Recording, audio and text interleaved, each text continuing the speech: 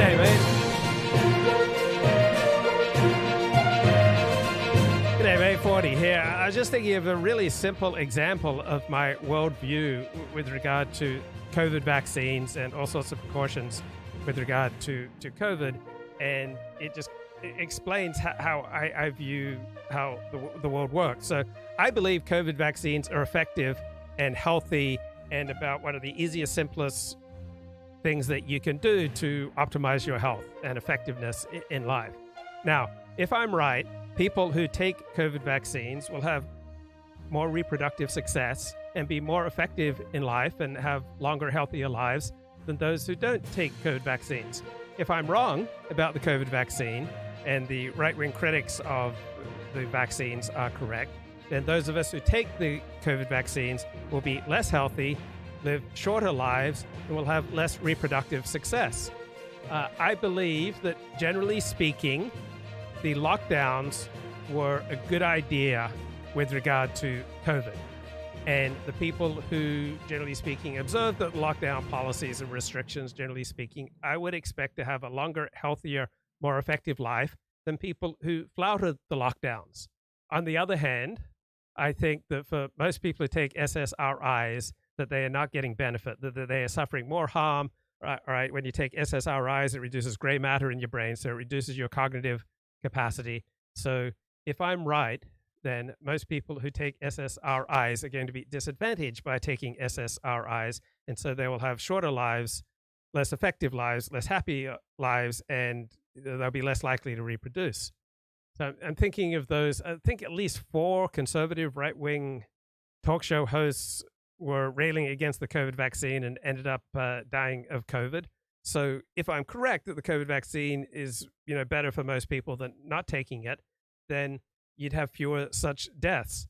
On the other hand, there are all sorts of, positions in medicine that are probably, worse for your health if you follow them. So it's not like either the liberal approach to life or the conservative approach to life is automatically better. It depends upon the circumstance. So I think, generally speaking, a conservative approach to life, certainly in 2024, right? It's January 1, 2024, 9:23 a.m. here in Los Angeles. There's more skepticism of elites and of expertise and of doctors. So it might make sense that, say, conservatives are less likely to get medicated with, say, SSRI medication or ADHD medication, and perhaps less likely to get their kids medicated with Ritalin and other ADHD medication. And so whichever strategy, right, is superior, those people will enjoy happier, more effective lives.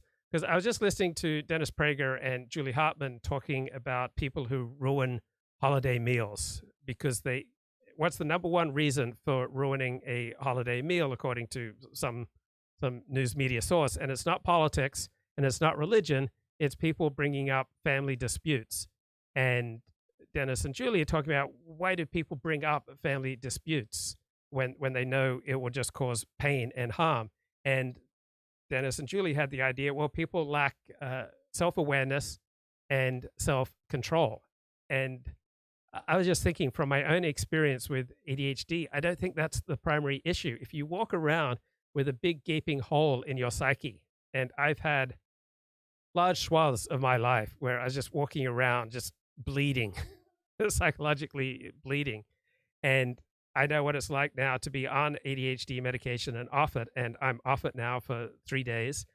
And my brain just skips around, right? I'm like less effective at life, and self-awareness, right, is not really going to solve the problem. And self-control is not really going to solve the problem. I feel, the way that my brain takes me when I'm not on my ADHD medication, it's so strong, these, whatever's firing in my brain, that meditation and exercise is just not going to get the job done. And that's the dominant perspective among the elite treaters of ADHD, that for people with full-blown ADHD, they need to have first-line medication. So there's like fourth-line medication, such as Strattera, which is not a stimulant, but it seems that those with expertise in ADHD recommend that if you got full-on ADHD, you need the stimulant medication, which for people with ADHD does not work so much as a stimulant. It actually slows down the brain. allows them to focus. So the liberal approach to life of following expertise, following what doctors say, following the medical consensus, right, probably be more likely to have people get medical solutions for what's called ADHD.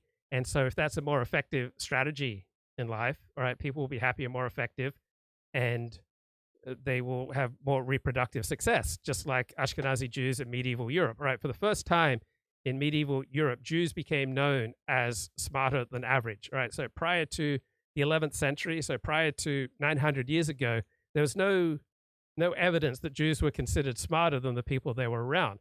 But due to selective evolutionary pressures on Ashkenazi Jews in Europe, the smarter, more effective Ashkenazi Jews were able to support more children, and they were able to support more children working in white-collar industries. The majority of Ashkenazi Jews have worked in white-collar professions since the 14th century.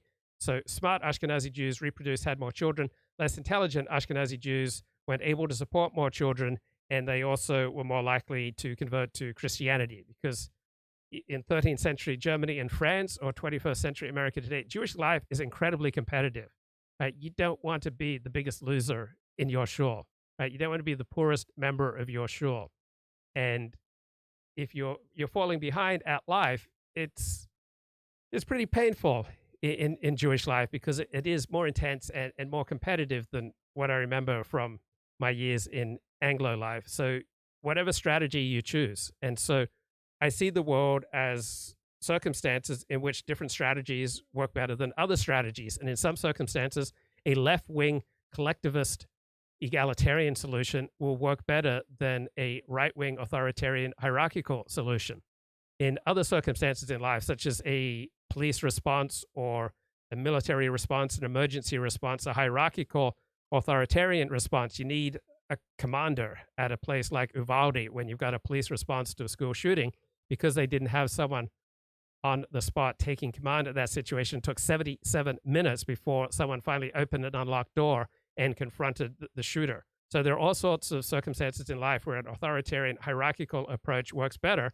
Then there are other circumstances in life where an egalitarian collectivist approach works better. And as the world changes around us, sometimes the left-wing approach works better, sometimes the right-wing approach works better. And I think COVID vaccines are good things, but we'll find out, right? It'll just work through the population. So too with the reactions to the 2020 election. I believe that Joe Biden and the Democrats won the 2020 presidential election in the United States. And it seems like most Republicans do not believe that Joe Biden was legitimately elected. Now, if they are right, that will produce people on the Republican end of the spectrum. If they are correct, then that will produce a more skeptical perspective on elites and on institutions. And that may prove to be a more adaptive approach to life, or it may prove to be a less adaptive. I think it's a less adaptive, less effective approach to life to think that the ballots were rigged and that Joe Biden won through illegitimate means. I think the Democrats were more effective at changing the rules going into the 2020 election. Right, they were able to change the rules more effectively, but they did it legally. Right, they were more effective at using the legal system to support what they wanted to have happen, and the Democrats were more effective, and so they won because they were more effective. And from my perspective, you should learn from that. How were the Democrats more effective? What rules did they push through that aided their side? Where do Republicans need to push back? Do we need more legal expertise? Do we need more expertise with regard to voting and procedures and laws? I think we do. And I think the Democrats just won over the Republicans in large part in 2020 because they had more expertise with regard to the electoral system. So if Republicans are going to fight back, they need to develop expertise with regard to the legal system.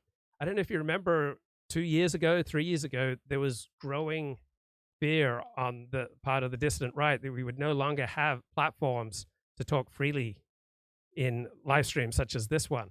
And we've had a growth of alternative institutions. So you can build alternative institutions, right? We've got Rumble, we've got Odyssey, we've got Kick, we've got Twitter now. So we have had a substantial growth in right-wing social media and right-wing live streaming and right-wing media institutions, so that we didn't have the crackdown to the extent on free speech that we feared. We have Elon Musk, buying Twitter. All sorts of people had their accounts restored.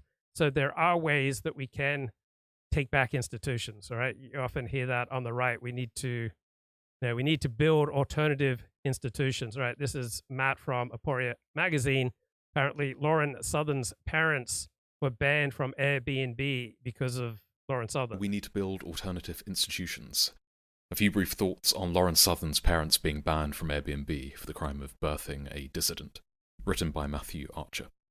In the latest example of Globo Corp unpersoning, Airbnb has apparently banned the parents of the political commentator Lauren Southern.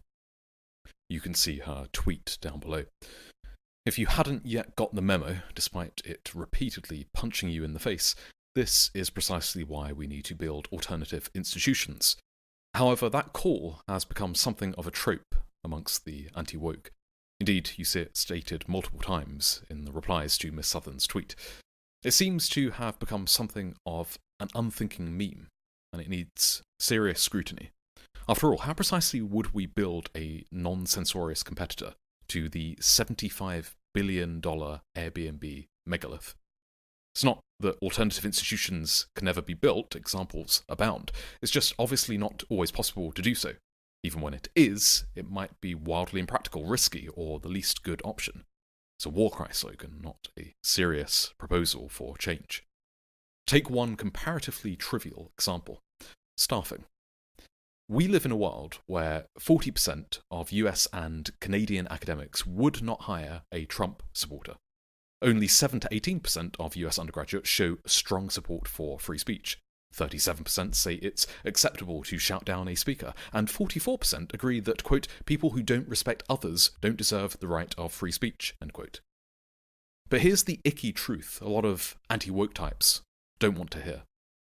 A large chunk of the people with these reprehensible views are much more intelligent than you. Indeed, it's a sign of intelligence that they have figured out the social strategy that will allow. So what's more important for individuals than building alternative institutions? Developing a more sophisticated and realistic approach to life. So for most people, they don't have the capability of building an institution, right? And it shouldn't be their number one focus, right? For most people, their number one focus should be their family, and then their extended family, their friends, their community, their profession, their education, their hobbies and interests. So more important than building institutions, it's building an effective approach to life. For rapid advancement. And these people are precisely the type our Airbnb competitor will need to hire to grow. But even before our hypothetical business hit $1 billion market cap, at which point, by the way, it would likely be bought out by Globo Corp, we would be struggling to staff it with competent non-wokes under the age of 30. Okay, abandon ship, you say. After all, perhaps we don't need to go to the trouble of building anything. We can shop elsewhere. What do they say? Go woke, go broke? Of course, this is just more silliness. The vast majority of Airbnb's current and potential customers don't care one jot about such things. They just want a cheap weekend getaway in Ibiza. So if you're really interested in building alternative institutions, I think someone like the Florida Governor Ron DeSantis shows the most effective path forward. I mean, there's an effective executive, right? If this is your priority, all right, you'd want to support someone like Ron DeSantis. He seems to know how to move the levers of power, right? Donald Trump is simply not very good at running things. He's not a particularly effective chief executive. He has never shown that ability. Now, the conservative movement is growing around him. They are developing thousands of names of people to take top civil service positions if Trump wins again. So the conservative movement is getting smarter. I think they'll wage a much more effective electoral and electoral law strategy this time around. Share a cool apartment near the Colosseum with some local Italians who think 3 spoons of sugar is a vital ingredient in espresso. Normies are not going to boycott Airbnb in the same way you're not going to stop buying goods associated with Israel. Perhaps a company could go too woke, but have any actually gone broke? Have any even suffered serious financial difficulty? That's a genuine question. Comments below, please. Perhaps a few hyper-woke films have bombed, but I can't think of any I can't think of other examples. If Airbnb started counselling more normal people, I'm sure this pithy max... Well, you know why most woke institutions don't go broke? Because they have pretty smart, effective people running them. So the smarter the people you have running your institutions, generally speaking, the more effective they will be. Why is Harvard in so much trouble right now? In large part because they don't have someone who's terribly smart running the show, all right? They have an affirmative action hire. Maxim would hold, but as it stands, it's just a rallying call for people who care about fighting wokeism, and most people don't. Sure, they say they care when asked in a survey, and perhaps they change to voting for a centre-right party, but they have no skin in the game. Well, it's maladaptive for most people to make politics their number one priority in life. Right. For most people, it should be somewhere between priority number 5 and priority number 10. Outside of elections and the occasional wacky headline about the TV chef Jamie Oliver culturally appropriating a recipe for Jamaican rice, nobody thinks about this stuff. It's just you and your elite 115 plus IQ friends.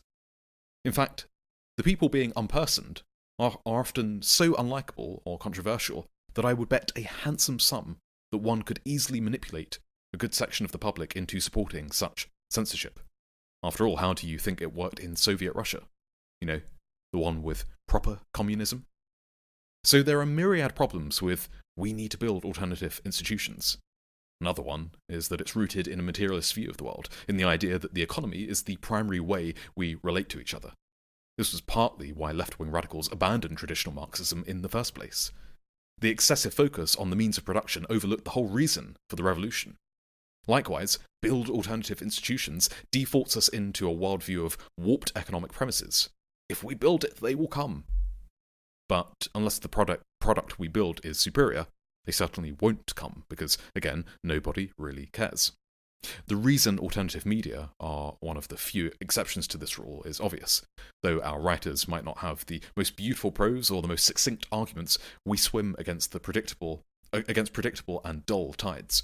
We don't need to be the most polished publication to be successful.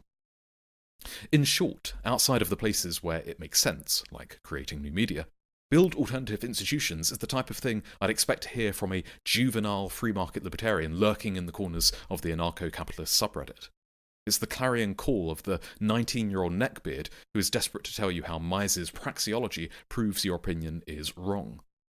The real way to win these fights is obvious, through the law. Of course, you don't have to be a libertarian neckbeard to get angsty here. Liberals like Sam Harris staunchly defend Twitter's right. And Nathan Kofnes talks about the need for conservatives and people who are realistic about group differences to go into academia, because academics have disproportionate influence on society. Once you seize the high cultural intellectual ground of a society, then you have much more ability to, push on the various levers of power. And academy is one of the most significant levers of power. As a private company to kick off Trump and anyone who breaches terms of service. Of course, one could reply that Globo Corp's terms of service are so purposefully vague as to endanger most dissident opinion. At which point we're back at build and... By definition, dissident opinion is going to be dangerous, right? There's no way to make dissident opinion safe, right? People want to be heroes, but they don't want to pay a price for it. They don't want to risk their job, risk their prestige, risk their position in society. I mean, we all wish we could be heroes without any danger, but you can't be heroic without being willing to take risks and to face danger. So a lot of people take heroic stances and then realize that they can't live up to them and crumble under pressure. It's like Avram's wife, Sarai, in the Bible. All right, she tells her husband, well, go make a baby with our maidservant. But once Abraham did exactly what she said, Sarai could not handle it. She lost her mind. She was terribly cruel to the maidservant and Abraham's son and drove them out of the camp. So very common, I see people take on heroic missions and then crumble because they can't handle the consequences. The new Twitter, or I guess just buy Twitter and try to do better. But there's surely a common sense go-between. Namely, when a company like Twitter or Airbnb becomes so big that it essentially functions as the town square or the short-term rental marketplace, it acquires new responsibilities. I'm not going to pretend to work out the details in a blog post. I'll let the lawyers argue over that. But I do want to address the aforementioned reply. Again, what gives anybody the right to dictate who uses a private company other than its owners? So what if it's a big company? Well, one reply is fairly obvious. Size matters.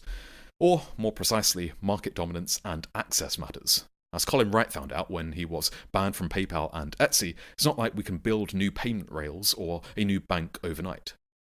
Right, so it depends on what your goals are in life, right? For all sorts of goals, you need to maintain a certain base level of social acceptability, and therefore it's maladaptive for you to say dissident things publicly, dissident things outside of anywhere but a small circle of friends. So that's the great thing about belonging to an Orthodox synagogue, right? You can say some pretty outrageous things, and it's not going to come back to hurt you, particularly because you're often gathering on the Sabbath where there's no recording of what anybody's saying.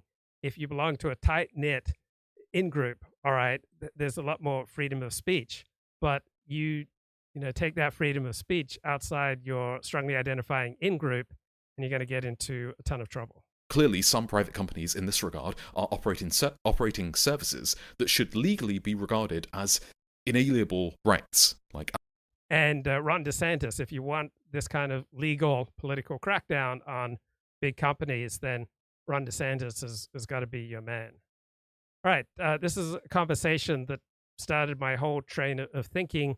Julie Hartman talking with Dennis Finding Prager. joie de vivre in our everyday. It's pronounced okay. V. Joie de vivre. Sean is laughing, and when I did it on air, he stopped me and had me redo it. They just have more of a sense of letting time pass. They find that to be more acceptable, and it's very distracting. Very. Anyway. His role is to hurt our show. And he succeeds. Okay, go ahead. But one of the things that we discussed was, and it just made me think of it when you talked about how men tend to think of one thing at a time. Yeah. That is true of the French. They tend not to multitask in the same way. So enjoy the moment. Yes. Yeah, I noticed this traveling overseas. You do get a sense that a lot of other countries have a much higher quality of life than we do in the United States, in large part because they have more in common with each other, as opposed to living in Los Angeles or New York City or San Francisco, where you feel very little in common with the other people in your blocks. The moment. Yes, and she said they just have more of a sense of letting time pass. They find that to be more acceptable, and they don't multitask. If they're having a conversation with you, they're in it. If they're eating, that's they're a very in good rule for enjoying life. And so yeah, I notice people who go to France or people who go to Italy in particular come back. It's kind of amazing at the higher quality of life. And when I went to Australia, my first day back in Australia a couple of years ago, I was just stunned at the higher quality of life, just the release of fear from having some violent crime or being mugged, or just the amount of filth and homelessness and dysfunction that you wade through in Los Angeles, and you try to become immune to it, but then you don't realize how bad it is until you get back to a place like Sydney, where there's virtually no homelessness, virtually no crime, where you can walk pretty much anywhere you want, any day, any time you want, and you realize the enormous price that you pay for the vast amount of dysfunction in American cities. her book has all of these. If you can do it, tips, I can right. do it. I call it compartmentalizing. Otherwise, you can't get through life. I struggle to do that. I'm sure you do. I know you, and you're female. So between you and female, it's a difficult. But I have been able to do that because I've been tested, and I have been able to compartmentalize, and it was life saving.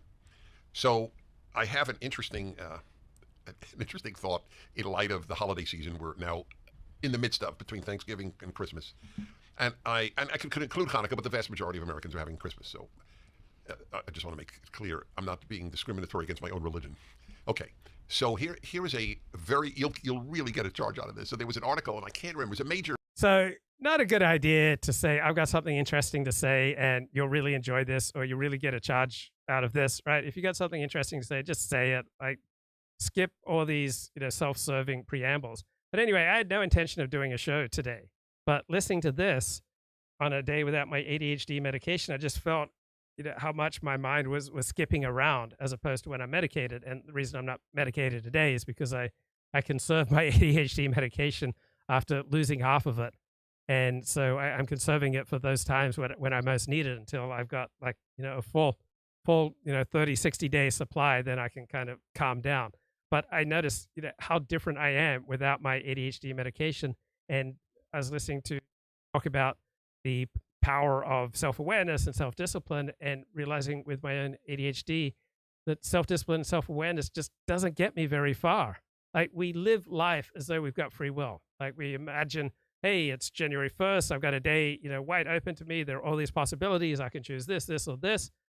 So we live life with this feeling of a huge amount of free will. But then we look back at our life and we understand our life as, wow, given who I was at that time, I could not have acted differently. So that's a way that over the last 10 years or so, I've been able to let go of regret by taking on the perspective that given who I was at particular times, particular places, I could not have acted differently.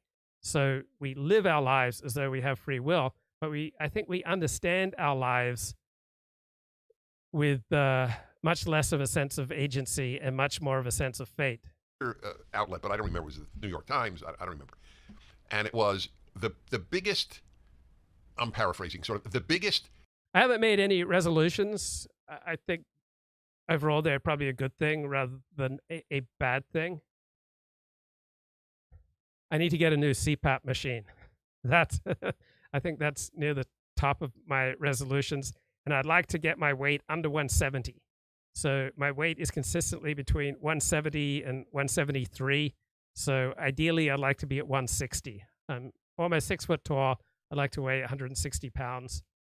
I'm not a huge believer in goals, though, because goals narrow your range of possibilities. You get too much focus, which is not necessarily the most adaptive thing. And there's a tremendous temptation to cheat, to break ethical standards or other standards to achieve your goals. So we all know we're going to die, right? This is Ernest Becker, The Fear of Death. We all know we're going to die. And so the way that we live is through having hero systems, having behavior that we regard as heroic and behavior that we regard as cowardly. And so we sustain ourselves by our hero systems, and we're constantly wanting to find victory, right? Where we feel good when we've got victory, when we're making progress towards our hero system, and we feel bad when we're falling short of our hero system. So what the heck was my show yesterday? I didn't really develop this theme. Oh yeah, so what would be the signs of victory for Israel and Gaza? So I'm a strong supporter of the Jewish state. I'm a Zionist, and that's a big deal to me. And so I'm looking for signs of victory for Israel in Gaza. That's my hero system, and we all have a hero system. We're all looking for signs of victory. We're all looking for that sense. Now I've made progress. Now I've graduated beyond the mediocrity and the humiliation and the failure and the sense of having shortchanged myself that has dogged me over these years. Now I'm on a path, towards victory. And whatever our hero system, whether we're pro-Zionist, anti-Zionist, whether we're Republican or Democrat, right-wing, left-wing, Christian, Jew, secular, Muslim, we're all looking for signs of victory towards our hero system, because to ward off the fear of death and the utter annihilation that we fear happens to us after we die, that the world will be essentially unchanged after we're gone, right? We subscribe to a hero system, and then we feel good when we make progress, when the world makes progress, when the people around us, when that which we value is progressing towards the ideals of our particular hero system, which kind of give us strength to make it through the day. Because if we die and the world is essentially unchanged after we're gone, most of us will be absolutely crushed by our own insignificance. And so to ward off and deny that feeling of insignificance, we subscribe to a hero system, whether it's, Dallas Cowboys are the greatest thing, or Judaism's the greatest thing, or Christianity, or secular humanism, or science, right? We have this hero system, and we're just wired to look for signs of victory, signs of progress towards our hero system. And that's what sustains us. Holiday meal wreckers. Wreckers. Wreckers, yes. So what subjects are the most likely to wreck your family Christmas dinner or Thanksgiving dinner? So this was published right before Thanksgiving. And then I did a show on this. That's one of the great beauties of talk radio. I was going to say, this is a tangent, but it's worth just noting. You know how lucky you are to talk to all these wonderful people. that you get to interview. I do, Julie Hartman? Yes. Oh, yes, of course. It is a gift of this profession. Gift. That many of them are terrific people. Oh, absolutely. And callers. I mean, when I That's right. guest host your show, I learned so much from That's callers. right. So I bounced this thing off. Right. And so if you've got a hero system like Dennis and Julie share a conservative Judeo-Christian hero system, and so there's a strong incentive to think that other people who share your hero system are just terrific people. And I'm not sure. I think we're highly predisposed towards thinking that people who share our hero system are terrific. Callers. So I'm going to ask you, this is great. What do you think? Maybe they're wrong. I'm not, this was not, given by God to Moses, but maybe they're right. What do you think they listed as the single greatest dinner wrecker subject? And who's they again? I don't know, New York Times, Well, Wall Street it Journal. matters who No, was- believe it or not, this was neutral. Okay. Yeah. I mean, I would say politics. That's what I would have said. It's exactly what I would have said. Correct. Or religion, not No, because that was lower on. So I'm looking at my YouTube suggestions right now. So I've got ADHD. My mind's just skipping around. And one of the videos that YouTube wants to play me is Barry Weiss. And honestly, I have no interest in what Barry Weiss has to say. But her video here is called Barry Weiss, Why DEI Must End for Good, Diversity, Equity, Inclusion.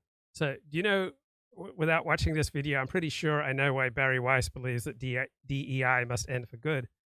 Because it's now seen as bad for the Jews, right? After all the widespread support for Hamas and for Gaza on American college campuses, right? A percentage of American Jews who were predisposed towards voting Democrat are seeing that their allies in the coalition of the fringe really aren't the allies that they thought. And they're coming to recognize that affirmative action and diversity, equity, inclusion is not good for the Jews. And so that's why many of these lefties now switching and going, oh, DEI must end for good, because it's seen as bad for the Jews. On the list. It was on the list, but right. it was lower the than number one politics. thing is politics. So right, what did that they was say? number two. I was actually surprised at number one, but when I bounced it off listeners, it was a lot of verification. Family issues. Oh my gosh. Well, I mean, that's a given, but I wouldn't. Well, why is it a given? I mean, it's not a given. Well, So why are family issues the number one wrecker of holiday meals? And I don't think it's for the two reasons that Dennis and Julie say, because of lack of self-awareness and lack of self-control. It's because when you're bleeding inside, when you're broken inside, when you're hurting inside, when you're not functioning very well, you can't help but act out of that misery. When I was a miserable kid, I wanted to light fire so that the world outside of me was as miserable as the world inside of me. I remember going to synagogue in something like October or November of 1993 at Ohev Shalom. It was a conservative synagogue in Orlando, Florida. And that Saturday morning, I basically cried all the way through the services because I'd fled from my parents' home. Like, I was in about my 6th year of chronic fatigue syndrome.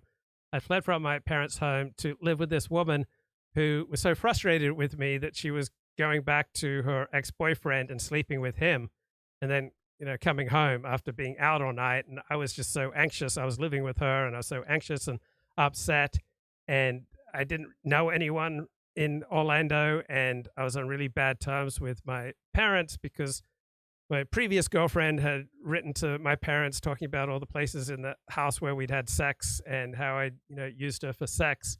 And my parents are conservative Christians who regard sexual sins as the most serious of sins. And my parents had written me out of the will. So I destroyed my relations with my parents. And now my relationship with this woman had fallen apart. And I was, a stranger in a strange city. I didn't know what was going to happen. And so almost all the way through the Saturday morning prayer service, I was crying. That was not a deliberate choice on my part. I was just terrified and frightened and just filled with fear. And so I think most people who, family members who wreck family occasions, or people in your regular life who wreck social interactions, are probably, operating out of that same sense of fear, frustration, that psychic self-loathing, that awful feeling that comes when your life isn't working and you don't see a way out. I don't think it's primarily lack of self-awareness, self-control, because I experience what I'm like when I'm not on my ADHD medication. I remember what I was like when I didn't take beef organ capsules. I was just so weak. And no matter my self-control, self-awareness, without my beef organ capsules, I was just a weak little boy. You guess politics and I guess politics. I just think that is so off limits that people Yeah, but it's wouldn't not, but that's the point. If it's the biggest single problem subject at a holiday meal, it's not a given. That's why it's so interesting. And to you and me, maybe I can't speak for you. Seriously, in this case, I don't know. I said, who the hell is going to raise family issues that's why at their I actually Thanksgiving just or ruled it Christmas out. meal? It's You would think so. Right. What kind of nut? You're going to bring up crappy family problems at this, once or twice a year lunch or dinner? This is a whole Dennis and Julie episode unto its own, but there are some people in the world who just can't control themselves in many different ways. That is a good point. In many, many different ways. That's an example. That is an example. And you know what? We tend to think of people who lack control as those who overeat, those who overdrink, those who are addicted to cigarettes. But no, there are people who cannot emotionally regulate themselves or cannot read the room and put other people's... I have not shaken your hand. I know, we've never done this on Dennis and Julie. In 2 years of this. I know, that's a moment. That is such... So generally speaking, Orthodox Jews don't shake hands with women who are not family. A wonderfully placed point. Oh, well, it's huge. And as I get older, it's endlessly fascinating to me to observe those people where the desire to pick a fight, to be combative, to be contrarian is something that has control over them and not something that they can control. But you're superb, but you added a double, which caused me to shake your hand. Can't read the room. That is such a big deal. Can't read the room. Like, wait a minute. You're not aware that if you raise that subject, it's the end of the joy of this holiday Totally. dinner? And I used to think that, well, it's interesting because I think there are... If something's stuck in your craw, all right, it's going to come out. If you're not functioning, you're not going to be able to just pull it together for a family occasion or at work, all right? So, I mean, I remember living with someone who had bad premenstrual syndrome, and she was able to pull it together when there were guests over. So we have, some degree of freedom. But if you have something debilitating going on with you, right, there are severe limits to how much you can control yourself. Some people who really just have a blind spot. Like, they don't realize that bringing up that subject is going to wreak havoc on the dinner or cause other people to be uncomfortable. But I actually... So when was the last time I spoke with Dennis Prager? I think it was 2006 or 2007. It was at a conservative event run by an Australian Jewish acquaintance of mine who fell off a bike and died in something like 2015. Anyway, Dennis Prager was among the conservative speakers, and he talked about how Australian rules football players wear really tiny shorts, and I laughed really hard because it's true. And then during the lunch afterwards, like, Dennis walked by my table. He said, you liked that joke, didn't you, Luke? And I think that was the last time I spoke to Dennis. But when I've seen him at social occasions, he's usually like, waves and, Luke, how are you? And like, what are you into now? So Dennis understands me as someone who's an intellectual gigolo. He may not use that word, but I'm always falling in love with new ideas. So whenever he sees me, it's like, oh, look, what are you into now? Because he doesn't think I'm a stayer. But I don't recall speaking to Dennis in the last 15 years. I don't recall deliberately choosing to go hear him speak in 10 years. I think that there are just as many, if not more, people who actually do realize that it will wreak havoc on the dinner and do it anyway. And our police did. Yes, and it's this weird, like, I don't know. We would need Dr. Marmer here to add to the conversation for what the psychoanalytic reason for such a... It's not weird, right? When you're miserable inside, you can't help but act in a miserable way. Maybe you can pull it together for a job interview, right? Maybe you can pull it together for short bursts. But overall, we can't help but project what we are. And so if we're miserable, we're going to act in a way that's miserable. If we're miserable, we're going to feel an overwhelming compulsion to make other people miserable. If we're happy, we're going to feel a strong compulsion to uplift the people around us. The behavior is, but I marvel at it. I know you so well, and obviously I know me so well, and I know that both of us, we are constantly surveilling ourselves. Environment. Yes. Am I talking too long? Are people bored? Are people uncomfortable? Do they want me to, Yeah, higher IQ people have more capacity for empathy than lower IQ people, because empathy is a form of abstract thought. Intelligence dictates your abilities with abstract thought, your potential. And so higher IQ people are capable of more empathy, and generally speaking, display more empathy. So you're more likely, if you lose a wallet, to have it returned to you in Beverly Hills than in Compton, right? So to a greater degree than any other single factor, your IQ predicts how ethical you will behave. Now, of course, a lot of high IQ people will behave miserably, and the Einsatzgruppen apparently had an average IQ of 127. But generally speaking, you'll be less likely to be murdered. You'll be less likely to be robbed, right? You'll be less likely to suffer some significant form of harm if you're primarily around higher IQ people than lower IQ people. And you do it in a good way. I do it in an intensely self-critical way. But the point is, I think the definition of manners is making other people feel comfortable. And especially at a Thanksgiving dinner or holiday dinner, you have to be aware of that. And so what you're saying as well, this is really a worthy discussion. You're saying as well, and I totally agree, the individual who raises some family issue is a narcissist. Yeah. I care about it. I don't care if it ruins this meal for all 8 of you. Or even there might be a worse. Maybe I want to ruin this meal. And by the way, I want to make clear why I think that is a possibility. There are 2 types of unhappy people. Unhappy people and unhappy people who want others to be unhappy, who resent happiness. No, because I just think we have less agency than what Dennis says. Our behavior, it seems to me, primarily comes out of our state. And so if we're unhappy, we will feel an overwhelming push towards making other people unhappy. And our ability to regulate ourselves, I think, is much less than what Dennis is proposing here. Happy people. Not all unhappy people resent happy people, but many do. And so you're enjoying this Thanksgiving meal. They're not saying this consciously to themselves, but it is animating. Because otherwise, how does one explain it? Why are you raising that issue? We're getting along fine talking about the weather. It's very bizarre, but I've witnessed it several times, how many people don't have control over themselves. I actually did a show on Timeless recently called How to Make Your Thanksgiving. Yeah, people don't have as much control over themselves as they think they do. Right? Think about all the resolutions you've made and failed to live up to them. Right? Aporia Magazine is putting out a lot of good material. I just put Aporia Magazine into the YouTube search box right now. And here's a video. People with bigger brains and more intelligent. Just take something that people might be surprised by or even deny unless they had the evidence in front of them, which is this: brain size correlates with IQ. Can you tell us about that simple correlation there? Well, it's been known for a long time. It's one of the things that Gould took on in The Mismeasure of Man, because he documented all kinds of early attempts to measure it that by today's standards are ludicrous. But what he didn't mention was data available at the time of his book that MRI scans validated that brain size actually measured with MRI was correlated to IQ scores. It's a correlation of around 0.3 or 0.4. It accounts for some. There are attempts to actually make it more specific by looking at size of different parts of the brain.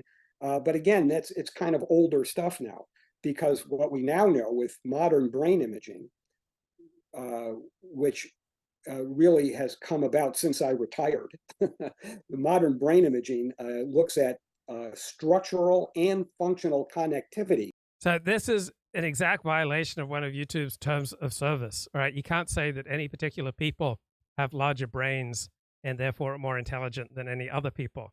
So I noticed that YouTube is much less censorious than it was 2 years ago. And I think that might have to do with the rise of alternative platforms that allow for more free speech. Among brain areas in very high resolution. So it's not that this brain area or that brain area is important. It's the connections, functional and structural connections among those brain areas, which can now be measured fairly precisely. And though that connectivity predicts IQ scores. And that connectivity is so reliable within a person's brain that it's been called a brain fingerprint. I hate that term. It should be a brain print, not a fingerprint. It should. Fingerprint. But so you can characterize individuals on the basis of their patterns of connectivity, and that seems to correlate with IQ scores. So a lot of great stuff in Aporia Magazine. Definitely worth subscribing. Immigrants with less than a bachelor's degree or the cost and benefits of immigration arises from redistribution mainly. And it's actually going from active people to inactive people, and from the well-educated to the low-educated. That's actually how it happens. That's 80% of the story.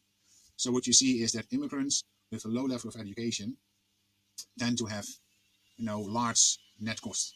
And well-educated immigrants, for example, people coming from Britain, they, over their lifetime, they make a net contribution, present-day value of 200,000 euros or something like that.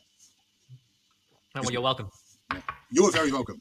Exactly. Yeah. So that's one of the differences. So education level. I mean, we found, for example, there was a study. And education level is an imperfect proxy for intelligence. So the more intelligent the immigrant, the more likely they are to contribute to society.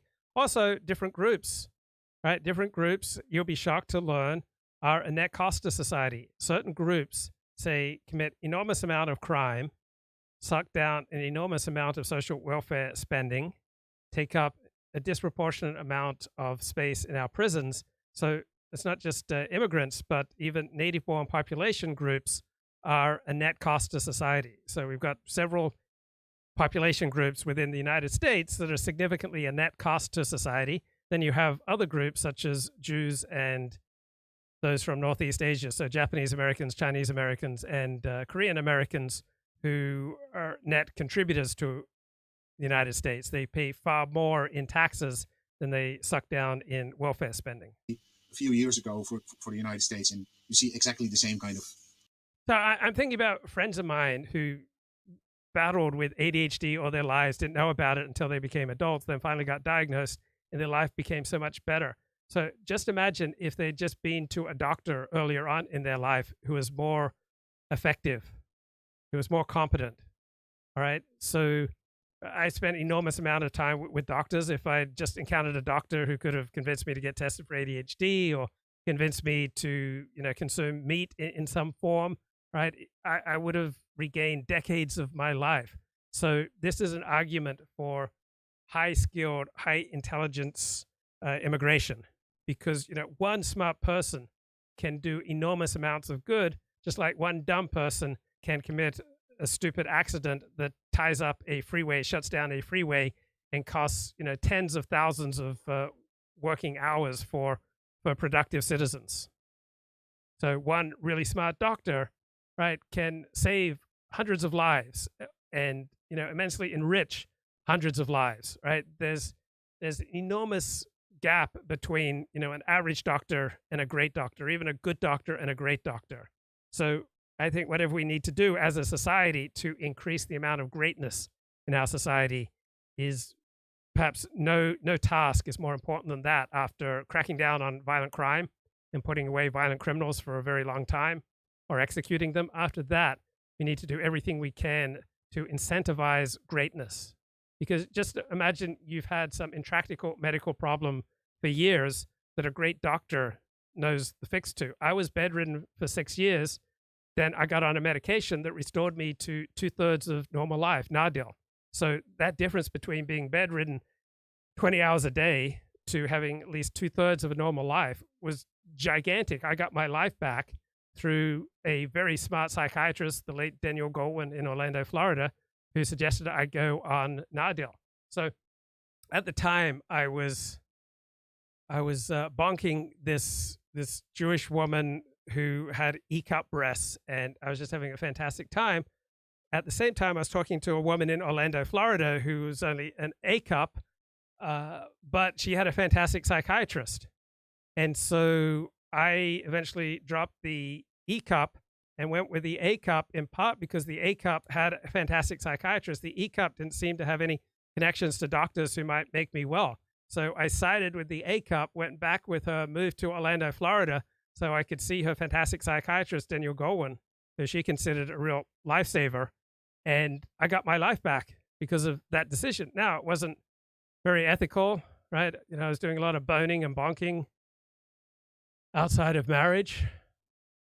And I was, kind of selfish. I thought, this one woman, there's more of a potential for me to get my life back if I throw in my lot with her.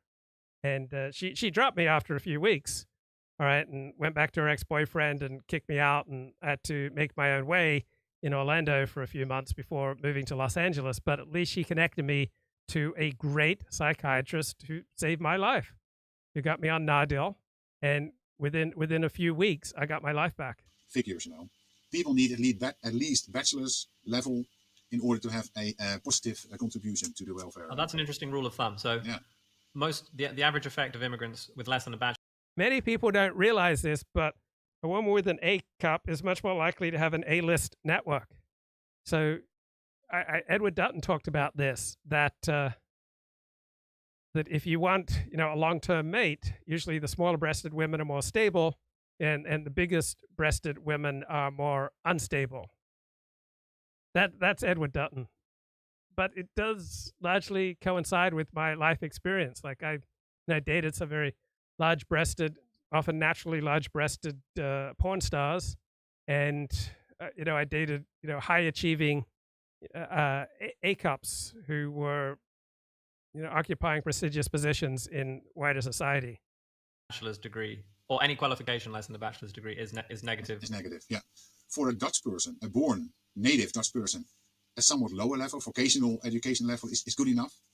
But there's a lot of loss of human capital when people cross the border.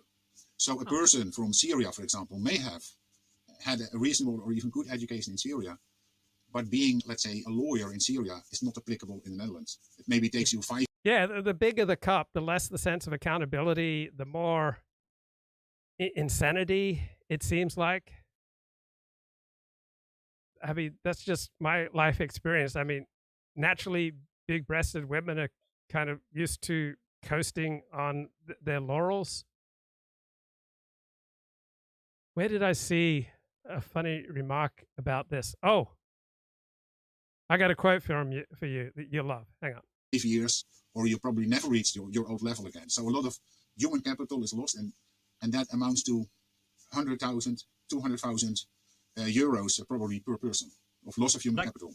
That could be because the training the individual received in their country of origin isn't applicable to the Netherlands, and therefore that it takes time for them to learn the way things work in the Netherlands. Or it could be that their degrees are awarded in their country to people with lower intrinsic or pre-existing human capital than they are in the Netherlands. I think it's a combination. Yeah. And this is a huge difference with labor migration, for example, because when you, as a Dutch company, invite somebody from India to do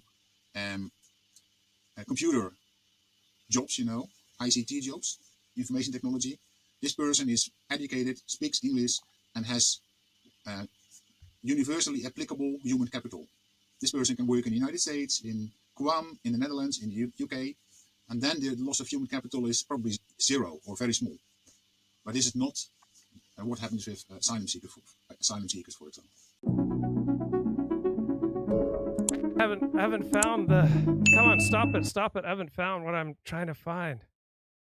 Okay, play this. Giving's less awkward. And I decided to do it really just to suffuse some levity into the show because you know me, I tend to do hardcore subjects. I mean, that week, the one day I was analyzing Islamofascism with a geopolitical expert. The next day I was interviewing Gerald Posner about the 60th anniversary of the JFK assassination. And then I thought, okay, I need to do a lighter show. But honestly, well, yes, I earned it, but also for the audience's benefit, yes, And you're very, I've learned that from you, where you are very good at adding levity and humor in your radio show.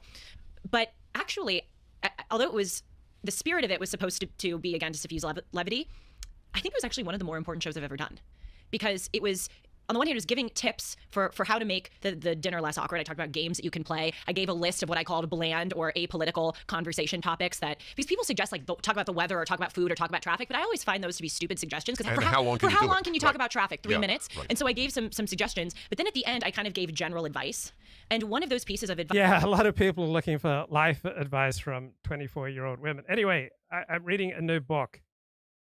And it applies to this pressing matter of cup size. The Times, How the Newspaper of Record Survived Scandal, Scorn, and the Transformation of Journalism. It's by Times journalist Adam Nagurney. And this caught my eye. Oh, talking about the friendship between New York Times executive editor A.M. Rosenthal and the publisher at the time, Punch Sulzberger.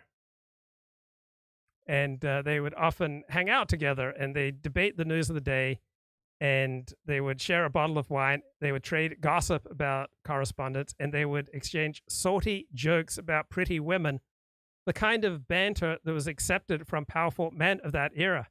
I had no idea that only powerful men in that particular era enjoyed trading salty jokes about pretty women.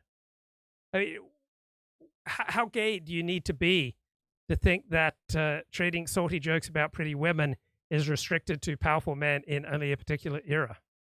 So I immediately thought, is this author, Adam Nagurney, gay? Well, according to Wikipedia, Adam Nagurney is gay, as was his predecessor as chief political correspondent at the Times, Rick Burke. Now, I don't think you have to be a powerful man to enjoy salty jokes about women.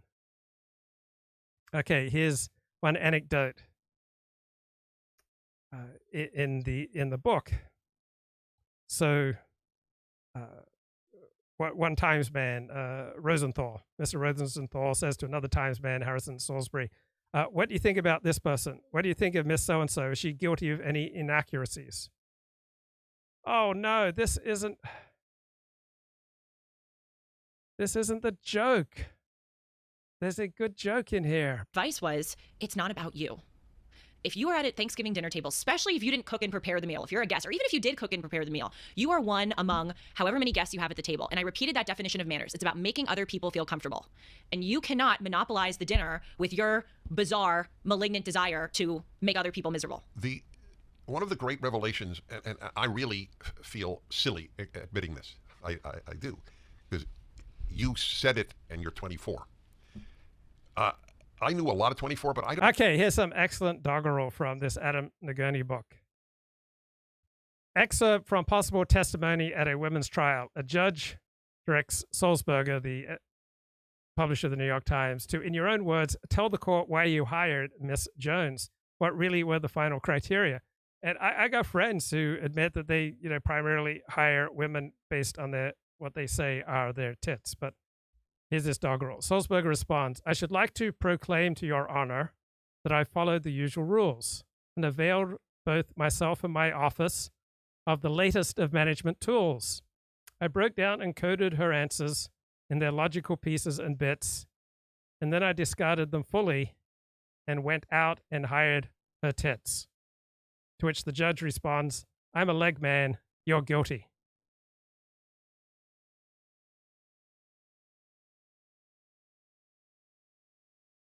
Okay. Pull it together, 40. Fact is true. That's such an important point. And this is another thing, too. I've always respected them most is, to a certain extent, I rejected the system early on. But you came up in it, and you also openly gave them the middle finger, even while growing up next to them, living next to them for years. Yeah. I've watched it with Ukraine, and I watch it now with Israel. I watched, in particular, there was a lot of consternation around some comments you made, I think by Ben Shapiro and other, where you were like, well, I've never seen this level of care about Americans who are dying of fentanyl, which I think is a traditional nationalist message. And yet I've watched the entire kind of right-wing ecosystem get embroiled in fundamentally what is a third world conflict. Now, we can say support, not support, we can have criticisms, et cetera, for that. But what explains this literal allegiance to narrative on Ukraine, on Israel? Why is it that so many of these people don't seem to have the same level of care for actual American citizens? Right. This is Tucker at his best, right? I don't know of any other big pundit who's willing to go there. I find it really distressing. And in both of those conflicts, I approached it with a clean conscience because I just don't have strong feelings one way or the other. And I'm not hostile. I've never hated Ukraine. I don't have any feelings about Ukraine. And Russia, the same thing. I've never been to either place, and I'm not invested emotionally. So I could just look at it from an American perspective. In the case of Israel and the Arab world, I've spent a fair amount of time in both, and I like both. And I felt terrible for the people who were killed on October 7th. I still do. So I had no weird motive. I was just thinking about it from an American perspective. Is this good for us or is it not? And I was just amazed by the intolerance and the willingness to immediately go to invective and character assassination. And it's I said, first of all, if the people who live in Gaza who are being moved out are so evil and dangerous that they can't live in the region, why would you want them to move into my country? I mean, what are you saying? They can't live there because it's too scary to live next to them, but they can live next to me? So at that point, I felt very hostile about that because it showed such contempt for me and my family and my neighbors and my country. It is my country. That's how I feel about it anyway. It's all of our country. And so I was disgusted by that. And I said so. And I don't know why that's weird. Why wouldn't I be offended by that? And then it was immediately, I'm a hater or a bigot or something like that. None of that registered with me because first of all, I've been attacked for so long, but attacks that aren't true, if somebody said, wow, you've gained some weight this summer, I'd be like, oh, it would hurt my feelings because it's true. But if someone's like, oh, you're a hater, or you hate, that's not true. So I don't really care. But I did think it showed like the level of not just corruption, which I knew, but of like emotional instability and crazy. I mean, there are people, and I stopped reading any of it, but there are people on the right who have spent the last 2 months every single day focused on a conflict in a foreign country as our own country becomes dangerously unstable on the brink of financial collapse with tens of millions of people who shouldn't be here in the country. We don't know their identities or the purpose of their being here. Like stuff that's could destroy the country for real. Right. So if politics is part of your survival strategy, right? If your focus is on a conflict in a foreign country and you're ignoring what's going on in your own country, right? You'd think that would be a maladaptive strategy and that you'd be less effective in life and that you'd live an unhappier life and you'd be less likely to reproduce. So yeah, being obsessed with conflicts in foreign countries and being largely tuned out to what's going on in your own country sounds like a losing strategy for life. And making it impossible for my kids to live here. They've said nothing about that, and they're focused with laser intensity on foreign conflicts. And I'm like, at some point, I've got 4 kids. If I'm so caught up in the problems of my neighbor's children and completely ignoring my own children as they get addicted to drugs and kill themselves, I'm not against helping my neighbor's kids, but clearly I don't love my kids. I mean, that's the only logical conclusion, and they don't care about the country at all. And that's kind of their prerogative, but I do, because I have no choice, because I'm from here, my family's been here hundreds of years, I plan to stay here. Like, I'm shocked by how little they care about the country, and including the person you mentioned. And I can't imagine how someone like that could get an audience of people who claim to care about America, because he doesn't, obviously, right? Right. Well, I mean, Tucker. That's a great point, and who else is making it but Tucker Carlson? All right, here are 2 people that I know. I took classes. Today is December 3rd, 2023. And my Russell guest Roberts. All right, I took 2 economics classes from him at UCLA, and I had extended conversations with him after class. And he was, after Dennis Prager, probably the person most influential on me converting to Judaism. And I carried on correspondence and phone conversations with him after UCLA. And he has gone on to live the life that he wanted back. I think he was probably about 30 when I knew him at UCLA. So he went on to marry a student, a UCLA student, not one of his students, but an engineering student at UCLA. And he's now the president of a small liberal arts college in Jerusalem. But he would talk to me after class about all the books that he wanted to write. He ended up publishing them. He does the Econ Talk podcast. So it's interesting to see someone who I knew in 1989, and he's gone out to accomplish everything that he wanted to accomplish 34 years ago. One thing that he said in a discussion, so he got his PhD from the University of Chicago, which is very free market, free trade, influenced by Milton Friedman. And I remember Russell Roberts here, the host of Econ Talk. He was interviewed on NPR making the case for free trade and against Donald Trump. And he said, half of my reason for supporting free trade is because it's good for the Chinese, right? So the welfare of the Chinese was of equal importance to him as the welfare of his fellow Americans. So he might fit into this category of people that Tucker Carlson was just talking about, where the welfare of their fellow citizens, fellow American citizens, is not that important. And this bloke here on the right, Daniel Gordis, who is a conservative rabbi at Shalem College, I reported on him about 20 years ago. There were various women of his students, right, his female students, who said that he was like inappropriate with them, emotionally manipulated, sexually suggestive, and that it really messed them up. So I reported on this about 20 years ago. And then after the second Intifada, he became this incredibly effective spokesman for Israel. So prior to that, I'd read his books and they were nothing. They were pablum. They were just Judaism for dummies. And he's got a father or a grandfather who was an incredibly powerful, influential, and successful Bible scholar. And Daniel Gordis, as a leader in a conservative rabbinic school, but he wasn't producing work of any quality. Then the second Intifada came along, and it just brought out a whole new level of passion. And he's a very strong supporter of the Jewish state. So if you're not a Zionist, it probably won't resonate with you. But I was struck how the circumstances changed. Israel was struggling with the second Intifada, and someone who'd only produced pablum up until this point became incredibly eloquent. So when you read books on public presentation and public speaking, often the number one tip that they give is, are you passionate about this topic? Because if you're passionate about something, you will usually be effective at communicating it. So someone here, Daniel Gordis, he went from pablum to passionate and effective. Articles it very movingly. It was a horrible time for Israel. It was a horrible time for the Palestinians. Of course, our efforts, just like today, Israeli efforts to dismantle that infrastructure, of course, had many innocent victims. And so it was a terrible, terrible time. Right. But it ends in 2004. Their infrastructure is fundamentally dismantled. Arafat is going to die shortly thereafter. And the West Bank stays more or less quiet. There's lots of terrorist attacks during the course of the years. Many people are killed, but it's a shooting of 2 people here. It's a bombing of 4 people there. It's unfortunately just what life is like here. The vast majority of Israelis went around their lives and were not affected by it. It rarely affected Tel Aviv. It rarely affected Jerusalem. It didn't affect Haifa or Beersheba in any way. It was what happened in the West Bank, or as I said before, but what many Israelis call Judea and Samaria. And life went on. Where the spotlight moved was to the other side of Israel, not from the east where the West Bank is, but to the west and the south where the Gaza Strip is. And starting not long after the second Intifada, Israel pulls out in 2005, and relatively quickly thereafter, they hold elections in the West Bank.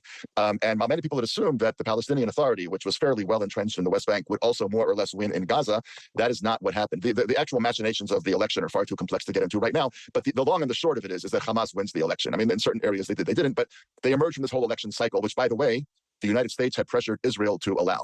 The United States said, in order for this to move forward in a democratic way, you Israelis need to allow the Gazans to have a free election, which Israel did. And Hamas wins. Now what we know now in 2023 is that Israel mishandled that Hamas win entirely, because what we assumed for a very long time was, although we went to war with Hamas time and time again in 2012 and 2014, time and time again, and some of them were very massive bombings of Gaza with terrible civilian casualties on their side, but also significant casualties on our side as well. The fundamental Israeli assumption was we can contain Hamas. We might have to batter them periodically, and we did, and we do. But fundamentally, there's a lot of Palestinians there, including the Palestinian leadership, who just want a better life for their people. And as long as we allow foreign money through Qatar or other organizations, countries to flow in, and we keep a military presence that's significant along the border, occasionally we're going to have to go to war and destroy some of their rocket launchers. But fundamentally, we can live with Hamas at our side. And that was what we call now the conceptia, the conception. And that's a word that became very central in Israeli life after 73. Because in 73, the presumption was, well, we beat 3 Arab armies, Syria, Jordan, and Egypt in 1967. We tripled our size in 6 days at the 6-day war, and nobody's going to mess with us. And we built the Bar-Lev line along the Suez Canal, which was considered to be impregnable. And Israelis were kind of, sitting back quietly, not worried too much about an Egyptian attack, not worried too much about a Syrian attack. There were overtures by Egypt. We know this to the effect. There were some overtures by Egypt in the years prior to the 73 war. Those were just dismissed. Like, why would we negotiate with you? What are you going to do? And most of that tripling was the acquisition of the Sinai, correct. The Sinai Peninsula after the 67 war, which, of course, gets given back in the aftermath of the 73 war. Right. So Israel captures 3 areas. One of them, let's go north to south. The area in the north, which is the Golan Heights, which is still a very strategically military important place because it's very high up and it overlooks the Galilee in Israel. Israel annexed that. Just said that's ours. We're never negotiating that. Some people believe never is not never, but Israel has said that's ours. It's Israel, and so on and so forth. Hey, hail Ricardo. Ricardo comes into the chat. Ricardo, what are you into these days? What are you listening to? What are you passionate about? What are you burning on? What are you outraged about? Are the Likudniks getting to you? Have you achieved a state of serenity? All right. Ricardo, my friend Ricardo, always has a visceral sense of life that I find incredibly energizing and is fantastic stimulus for my streaming. So Ricardo says he's been watching Duvid and SJJ. Any highlights, any timestamps, Ricardo? Ricardo says, expecting accountability from women is a fool's game. So a lot of my friends say that, and they can't make peace with it. Ricardo says, I mostly listen to audiobooks now. So what audiobooks have you been listening to? You've been listening to Excommunicated, A Rebel Without a Shore. Haven't done an audio version of my autobiography yet. But yeah, I'm struck by the number of my friends who are outraged that they are expected to not expect accountability from women. And here's how I look at it. I love evolutionary terms. So for thousands upon thousands of years, our ancestors, all right, women were always, smaller and more vulnerable to physical violence from men. And so they became very adept at maneuvering men and reading men because they're very survival dependent upon it. And for thousands upon thousands of years, women were not held accountable for their actions. There was always a man who was basically held accountable for his woman's actions, whether it was a father or a husband or a male relative, right? That was the traditional way of organizing society, that some man would be accountable for women's actions. Then we get the Enlightenment, increased freedom for individuals, including women. And so female agency is relatively new. So if my conception of the past is basically correct, that traditionally some man has been held accountable for his woman's behavior, whether she's a daughter, a spouse, a sister, or just a female relative, then if female agency is relatively new, it would be naive to expect the same level of agency and accountability from women as you do from men. Also, even in this egalitarian age, it's usually been understood that you treat women differently. Like a man says something insulting, and if it reaches a certain level of insult, you punch him in the face. And most men are taught that you do not act that way with regard to women, that you open doors for women. And so women get treated differently, right? There are all sorts of allowances made for women, right? Men are expected to go into combat, to go into a burning building, to put their lives on the line. Women usually are not expected to make that same degree of sacrifice. So I think we both have a historical record where men were accountable for women, and so there was reduced female agency. And even today's egalitarian age, there are often a lot of allowances made for women. So a trad perspective that many people find more useful is to understand women as a valuable resource that needs to be protected and needs to be nurtured and needs to be looked after. Whatever your position here, it's clear that men and women have different gifts. And you should not have the same level of expectations for every group, right? Different groups have different gifts. Men and women have different gifts. And so I think it's naive to hold women to the same standards of men. In some areas, women are consistently superior to men, and in other areas, men are consistently superior to women. So there are some advantages to this traditionalist perspective of regarding women as an incredibly valuable resource that you want to protect and provide for and to nurture and to look after. And it's naive to expect the same level of hierarchy as accountability as you would, say, men who are low, for instance, below you in a hierarchy. So let's have a look. You agree that it's naturally pleasing to a man to dominate a woman he is sexually attracted to? It depends, but yeah, I think most men want to have a sense of domination in some areas. Women want to be dominated in some things, but I've dated a lot of powerful women. Generally speaking, I'm attracted to powerful women, and often they want to be dominated, say, in one area, and they've got an incredible amount of responsibility in other areas of life. So often powerful people want to be rendered powerless in certain situations, such as, sexual, romantic situations. I found in my most, high functioning relationships that each of us would take charge in different areas of the relationship. So different people have different gifts. You want the most gifted person taking charge and dominating in, those areas where they are the most competent. Carter says, my wife made a reservation for brunch this morning. She didn't realize they only serve brunch on sunlit. Needless to say, is somehow my fault. It's my job to prevent her mistakes. Yeah, I remember I had a girlfriend on Christmas Day who wanted us to go out to this particular restaurant, and she didn't check to see if it was open. So we drove all the way there, and of course, it wasn't open on Christmas Day. Remember another woman wanted to take me to a meal because someone else was going to pay for it. And so she found a restaurant that she liked, but she didn't even check on price. Didn't even check. And so when we get to the restaurant, number one, it's all seafood, which neither of us is going to eat. And number two, all of the dishes are more than $200, right? But she didn't even check on price.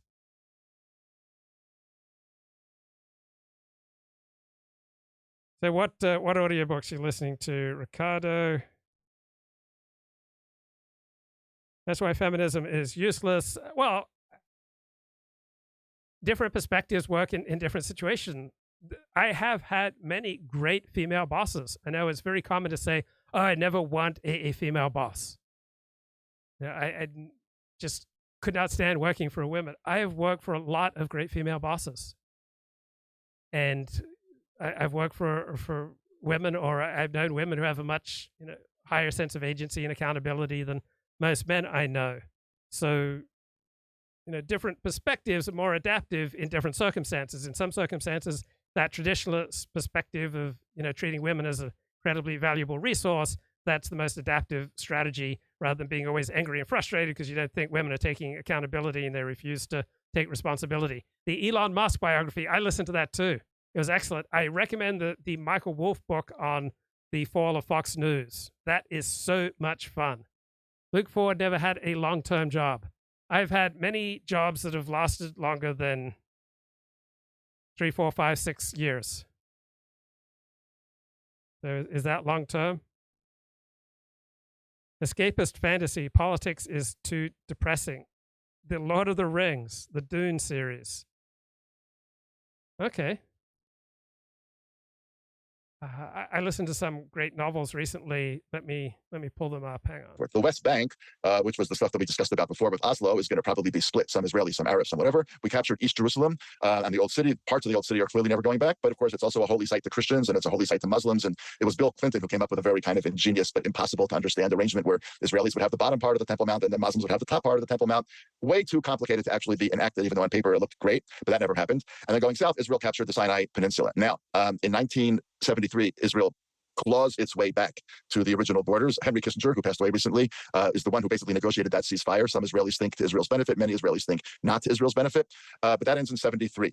It's very clear now, by the way, Russ, that Anwar Sadat, who was the president of Egypt back then. Okay, so I like to leave audiobooks running all night, books that I've already listened to. So I like The Man Who Ran Washington. Right? It's a biography of James Baker. I find that very pleasing to just let that run all night as I come in and out of sleep. Reclaiming History, right? Vincent Bugliosi's book on the Kennedy assassination, and he looks at the major conspiracy theories regarding the John F. Kennedy assassination and why they don't hold up. I like Peter Ackroyd's series on English history. So I'm on the 3rd book of that. I like The Cold War by Odd on Vestad. He's, I believe, a Finnish professor, and he wrote a history of the Cold War, which is excellent. Now, The Sun Walks Down. All right. I heard about this novel about a boy who goes missing in a small rural town in South Australia towards the end of the 19th century. And I thought, oh, this sounds thrilling. It got such great reviews. And I thought, oh, this is thrilling. A 6-year-old boy lost in a very forbidding, outback Australia. This is going to be a thrill. Turned out to be a book entirely about women's feelings. It's just a book all about women's concerns. It's just all about feelings and relationships. There was virtually no excitement. There was no adventure. Right? There was nothing for a man to resonate with. I spent my Audible credit, so $15 on this book, but it was just unbearable. What a waste. The Sun Walks Down by Fiona McFarlane. I mean, it was like 16 hours of torture about women's feelings. Deep survival. So how to survive in, highly stressful, dangerous circumstances. Right. There's a man's book like that. The Man Who Owns the News, Michael Wolff's biography of Rupert Murdoch. I enjoyed that.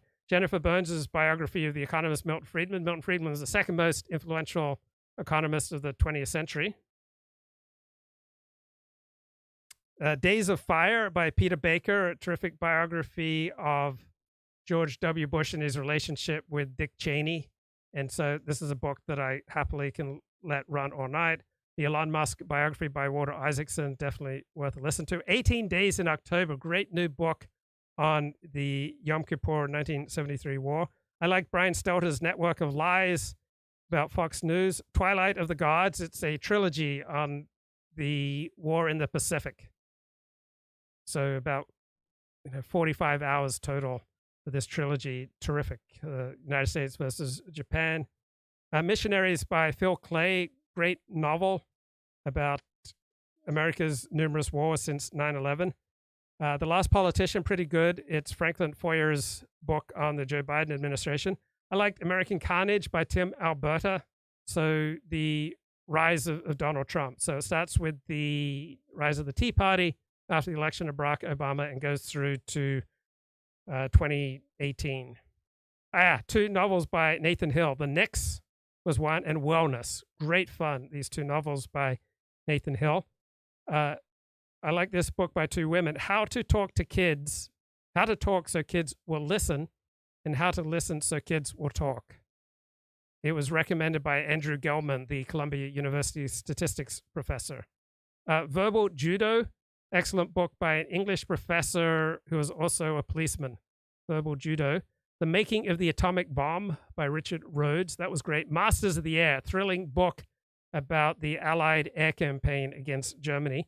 The Age of Entitlement by Christopher Caldwell, about how we essentially replaced our American Constitution with a new civil rights constitution and the effects of that. American Prometheus, right, which is a biography of Oppenheimer. Middlemarch by George Eliot, my favorite novel. The Rise of Modern Japan, terrific course from the Great Courses about the rise of modern Japan. Disney War. I mean, this came out 15 years ago. Conflicts over the corporation of Disney by James Stewart, still good read. A Little History of Poetry by John Carey. A World Undone by G.J. Meyer, terrific history of World War I. Leviathan by Thomas Hobbes, 17th century book. Kind of the basis for my worldview that without government, life is nasty, brutish, solitary, and short. Unscripted, latest book by James Stewart about Paramount and that 100-year-old guy who was carrying on in a ridiculous fashion and how his daughter tried to seize back control of Paramount. The Power Broker by Robert Caro, about Robert Moses, who was about the most powerful person in New York for many decades of the 20th century without ever winning political office. Raven Rock is a great book on various American plans to try to survive a nuclear war. Britain at Bay is about Britain's participation in World War II, the first half of that. The 9/11 Commission Report, good read. Confidence Man, Maggie Haberman's biography of Donald Trump. The Divider, Peter Baker's biography of Donald Trump. Iron Kingdom, History of the Prussians. Top of the Morning, Brian Stelter's book on TV news. Yeah, Sumner Redstone, his ridiculous carryings on, and how Sherry Redstone, eventually his daughter, seized back control. Scientist by Richard Rhodes is a good biography of one particular scientist who writes really well. I'm forgetting his name. Passage of Power, book about Lyndon Baines Johnson from 1960 to 1964. The Extended Mind by Annie Murphy Paul, talking about how things outside of our mind affect our thinking, such as we think differently when we go for a walk, when we're standing up versus sitting down versus lying down, how our surroundings, we think differently outside than inside. A Man in Full, great novel by Tom Wolfe. The Mirror and the Light, terrific trilogy by Hilary Mantel about this Cromwell figure who was an assistant to King Henry VIII. Aftermath, great book on Germany after World War II. Stephen Kotkin's 2 volumes on Stalin. Effective Communication Skills, a course in the Great Courses. Your Public Persona, Self-Presentation in Everyday Life, another course from the Great Courses. All the Pretty Horses, novel by Cormac McCarthy. The Decline and Fall of the Roman Empire. So it's about 120 hours, and I'm about 60 hours in. Vasily Grossman in the Soviet Century. He was a terrific Jewish Soviet novelist and journalist. He wrote a novel called Stalingrad. Empire of Pain. It's about opioids and the Sackler family. The Plot. Good novel. Brain's Way of Healing. On the Origin of Species. So that was about 25 hours. Probably the most influential, important scientific book ever written by Charles Darwin. 1L by Scott Turow, his experience of first-year law school. Brave New World by Aldous Huxley. Wolf Hall Trilogy by Hilary Mantel. The Mind-Body Prescription by John Sarno. You Are a Comedy Special.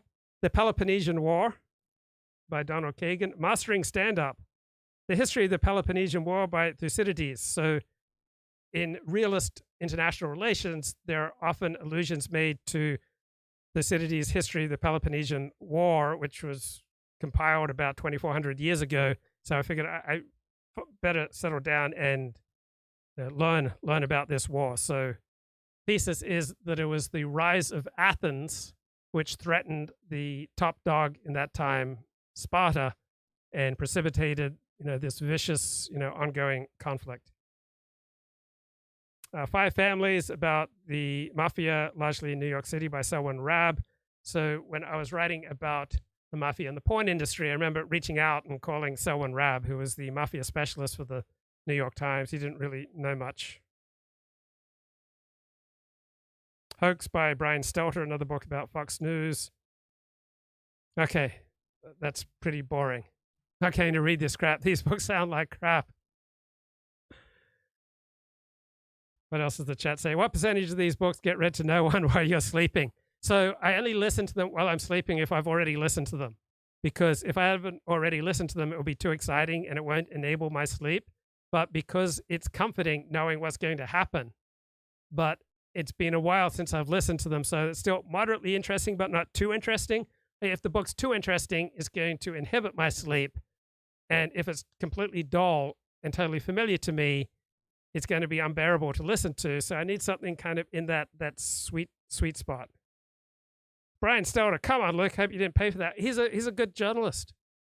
I don't agree with his liberal worldview. But, oh, wait, foolish me.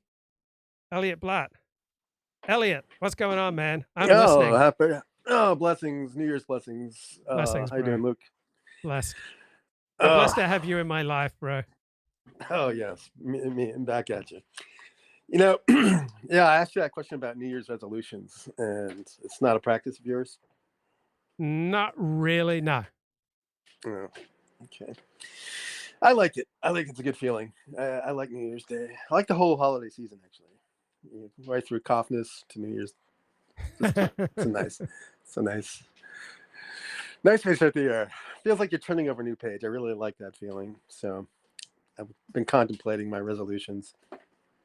If you observe Rosh Hashanah, you could have 2 New Years and you could have double the good feelings. Yeah, then you could do Chinese New Year in February. You can triple down. Yeah, you could do it all. So I've been thinking like my resolution is to sort of be more positive, and not get mired in all of this Twitter garbage, this Twitter negativity. I'm drawn to that stuff like a moth to the flame, and trying to maybe winnow that back, because I think it does just subtly kind of poisons your worldview, your feelings, your experience. Yes. It's like an invisible poison. So that's Can I give what an I've got. opinion? Can I give an opinion on that? Please. Yeah. So with these type of resolutions, I think it's always important to go underneath that. What's really happening is that Twitter, trivial and I would assume overwhelmingly negative Twitter drama, is meeting a need that you have. And unless you excavate that need, it's not going to do a lot of good to just swear off it. So what needs do you have that are getting met via Twitter? Because it's playing an important role in your life. It seems dysfunctional, but it's meeting your needs. So which of your needs is it meeting, do you think? Yeah, it's I've sort of they've been sort of coming up to me. So there's sort of these lingering resentments I have towards various people, mostly family members, sort of unresolved conflicts that I've kind of pushed away as being unresolvable, and just kind of let them simmer in the background. But sometimes they just kind of bubble up and kind of overtake me. And it's just sort of this anger, resentment that I can't process. Like there's no real outlet for it. And So somehow, like, Twitter, all that sort of negativity sort of is an outlet for it, Yeah. So I decided, that I'm going to, this year I'm just going to spend some time and actually put energy into sort of cleaning up some of this garbage that's in my life, I used to watch porn because I was just felt so humiliated by women.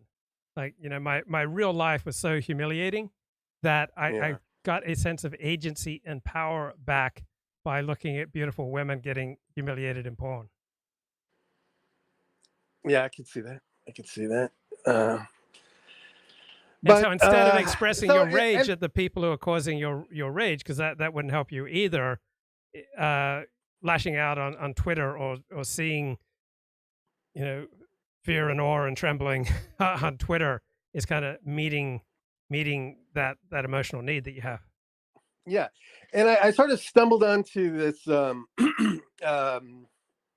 this channel by this guy who's like really into the 12 steps. I mean, he was like a really serious alcoholic, drug user for a number of years, and he managed to sort of put himself together with the 12 steps. And it's not and for some reason I just kind of like his delivery. He has this very practical, unpolished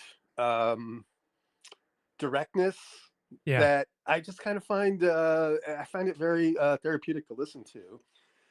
And it's sort of, I never really had any sort of drug issues. I do, I have a drink or two, but I don't really, I wouldn't consider myself an alcoholic, but the same process, the same psychological needs that sort of drive someone to alcoholism, I do have, I have problems. And so I sort of been, listening to this guy, and then I sort of contrast it with your experience with 12-step stuff. And I used to just brush that stuff off because it just reminded me of so many people that I knew that were just so annoying, Yes. And I never really gave it any serious consideration. So they have this, I haven't even read the book, the 12-step book, but there is this sort of inventory thing. They refer to it often, right? You sort of take an inventory. And you feel like, well, what resentments have you caused others and so forth, and you sort of evaluate how you've contributed to this dynamic. And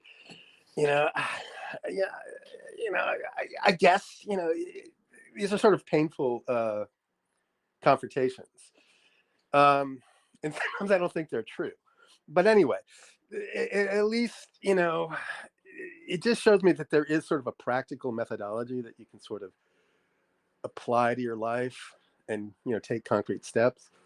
So I don't know. I'm going to sort of take a better inventory of my conduct, what I've done in the past. What's the name of the channel? The name of this dude? It's called Zen Bitch Slap.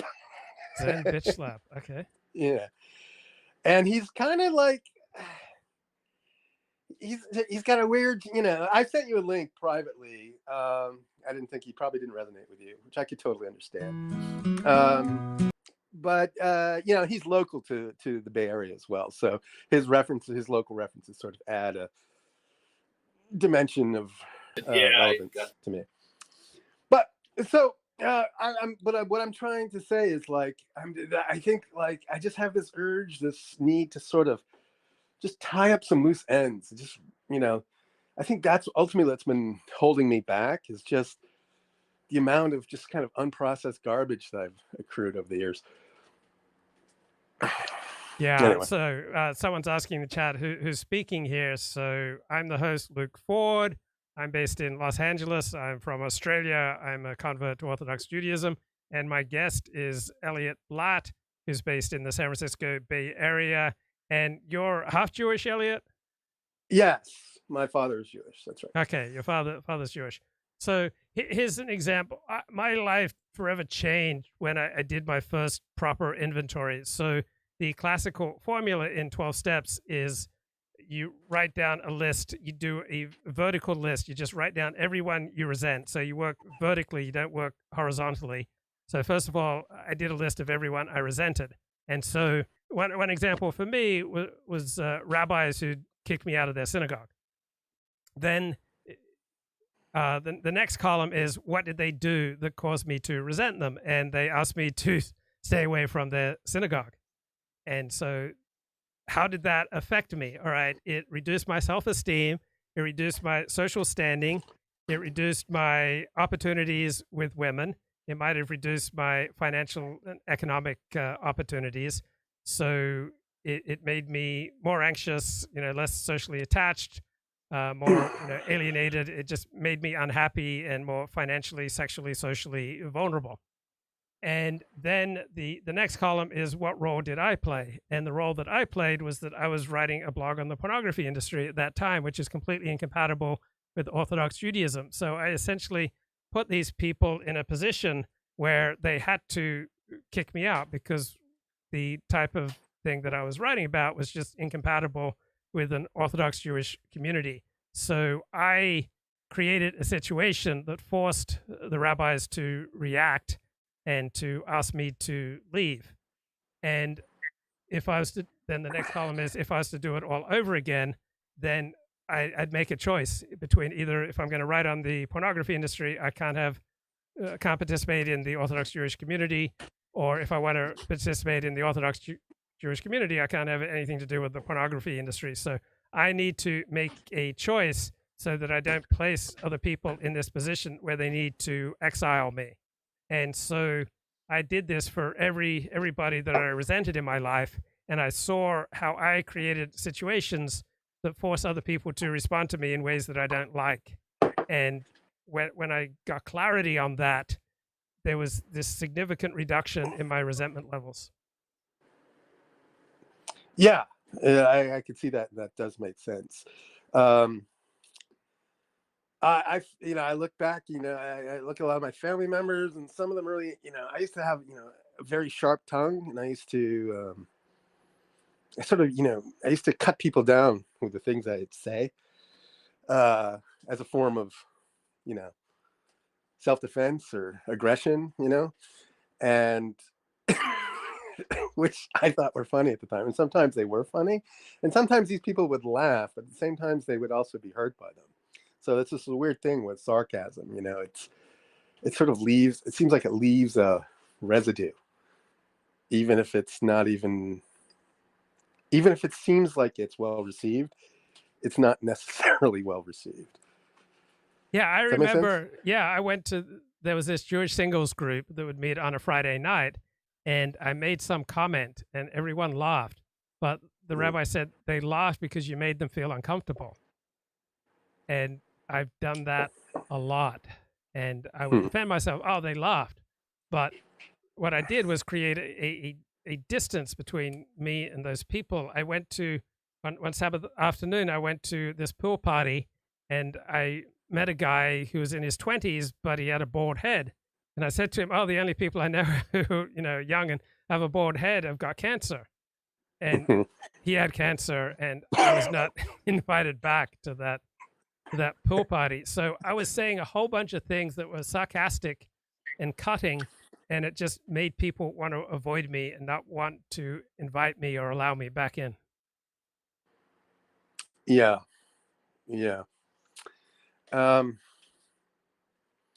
So what is your relationship to sarcasm now? Oh, I love it, but I'm much more careful about how I display it. And here's something that I found. Generally speaking, with my most intense character defects, my self-control has been of virtually no use. So desiring to control my expression of sarcasm has done me very little good. I had to change my state. Like I had to change my predisposition towards other people. I had to change my state at work, for example, to the idea that I was here to help my clients. And as long as I kept helping my clients as the number one priority, then I naturally did not incline to cutting, wounding, antisocial commentary. So deliberately trying to restrict myself from saying anything sexually or politically provocative did not help me because I could not do it. But when I was able to change my predisposition or my state so that I was just primarily focused on being of service to other people in a certain time and place, then the good behavior flowed from that naturally, and I did not have to employ nearly as much self-control. I've tried to design a life where I have to use as little self-control as possible because my self-control is so limited and not terribly effective. Interesting. I think you do have an appreciation for sarcasm, and I think that's probably why I like these streams. Yeah. It seems like it's like a box, like a safe space for sarcasm, where you can just kind of let it rip. Yeah. And kind of get it out of your system so you don't sort of sabotage the rest of your life by blowing things up. Yeah, if I didn't have this, I would be more inappropriate in the rest of my life. Now, I know that I'm verbally impulsive, so I write things down. As I'm going through the day, I'm in polite society. I just write things down that I want to say on a live stream, but would be inappropriate to say in the context that I was in. So this is a big deal for me. I mean, often when I've had a very painful or frustrating day, I then do a live stream so I can do something that I'm good at, and I can express my rage, resentment, sarcasm, cutting humor, etc. in a live stream and just express it rather than expressing it directly to people in situations where it'd be counterproductive. All right, let me give you a little story here. So this new bagel place opened up my neighborhood, which has been great because, if I wanted a bagel, it's just a few blocks away. I used to have to drive a mile or two to get a bagel, right? And so in this new bagel place, it's kind of run by a couple of hippies, and they're very nice people, and they've really done a great thing for the neighborhood. And I'm really glad they did this, because it's one of the few bright spots in the news, right? And so I go there. I've been going there, and I say, can I have 3 bagels, and then she would put a 4th one in for free, Mm-hmm. and this would go on. Would go on for weeks. So I think she just kind of took a shine to me because I was sort of cheerful with her and, appreciative of the work they'd done and so forth. And so I had this little thing going on where I'd get this little free bagel bonus, It was just a tiny little, a nice surprise in your day where you've paid for 3 bagels and you look in the bag and you got 4, It's a very Jewish story, I guess. So anyway, this goes on for weeks. And then it's like, it'd been it was a particularly cold day, and I said, this weather's kind of cold, and she said, yeah. And then I sort of slipped in there, I think this whole global warming thing's a hoax. Just completely volunteered this for no reason whatsoever, right? Yeah. And she was shocked, just she was like, you could tell this little comment, which was completely gratuitous. It didn't really need to happen, but I did it anyway. And this rubbed her the wrong way. And then we sort of got in this very polite little banter about it, and I just started going on my talking points, her talking points. And so we got in this little teeny mini argument, right? And then I let it drop. I sort of realized what I was doing and how futile it was and how stupid it was. So I just kind of let it drop. But ever since then, I never got another bonus bagel. Yeah. Yeah. And it was like, oh, what you say does matter, Yeah, So I anyway. mean, I've been in intimate relations where, I was having fantastic sex, and then I said one thing, and the sex spigot was turned off. One little quip, one sarcastic remark, and that was it. No more sex for me. Like the sex Nazi.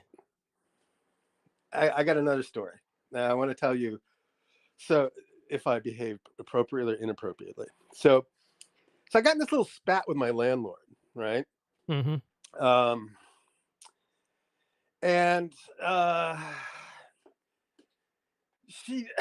So what happened was my cat got out of the apartment, pissed in the hallway, everyone got furious with me, and obviously it was a mistake, but she really made this big production of it, and she got her lawyer involved, and she put this notice on my door and blah blah blah, and just kind of really way overreacted.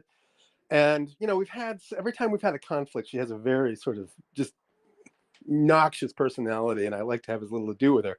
But over the years, I'd sort of looked past that and tried to engage with her in a positive way and so forth. But then she did this, which just pushed me over the line, right? I was just furious with her. And then so I decided I was just going to give her the silent treatment, right? Because she's in the hall, she's in the building quite often. And in the past, I used to make small talk just to sort of smooth things along. But now I've been giving her the silent treatment. I just walk right by her, right? And don't even acknowledge her existence as a form of punishment. And so this happened the other day. She was in the hallway putting in a new buzzer system, which is something that I had requested, right? Because the door buzzer thing was broken. So she finally got it replaced after me being here for like 14 years. So in a way, she might have actually been doing it because of my request, but who knows? It could have been other people's requests. Anyway, she was doing a good thing for the building, right? And so I was walking up to her, and I'm going on this head. Should I continue the silent treatment, or should I break the silent treatment? Should I continue the silent treatment? Should I break the silent treatment, right? And then I got up to her, and I was about to say hello, but no, I walked right by her. I iced her out. I completely continued the silent treatment. And then I felt really guilty about that. So the question is, should I have continued the silent treatment?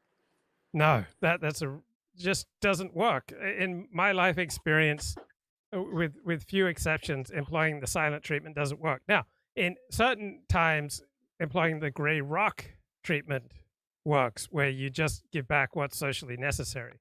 Hi, how are you? I'm fine, thank you. How are you? But the silent treatment, one of the problems with it is that it becomes a habit. And so you intended to speak to this woman, but you'd gotten into the habit of being in the silent treatment. So things tend to compound. Like the most dangerous thing about getting into a fight is that it leads to an escalation, or it just continues. You're going back and forth.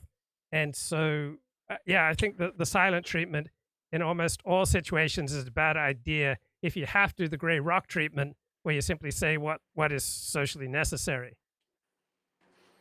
Interesting. Yeah, you'd mentioned that. I forgot about that option. So it's probably what I should have done.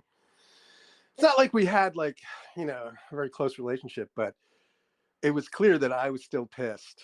I mean, what she did, I think, was completely over the line. And I don't know, but you're right. I think you're right. I think the gray rock was probably the best way to go. What about talking to her husband instead of her? Well, her husband, is the one I used to always talk to, but his health has really declined in the past year or two, and he's not around as much anymore. In fact, I haven't seen him in probably 6 months, when I used to see him routinely. And when I did see him last, he looked like he was quite ill with something. And that's a weird thing, how appropriate it is to inquire about his personal health. I mean, we don't really have a personal relationship. We have a business relationship. And, is it bad form to inquire about, what's wrong with him? What do you have? What your disease? Or is that personal information you should just leave alone? Yeah, if you go from the silent treatment to how's your husband? What's the exact nature of his disease? I think that would be not the best transition. Yeah. Well, I was thinking about before, a little dust up. Okay. So anyway, I'm just working on, there was one more little mini story.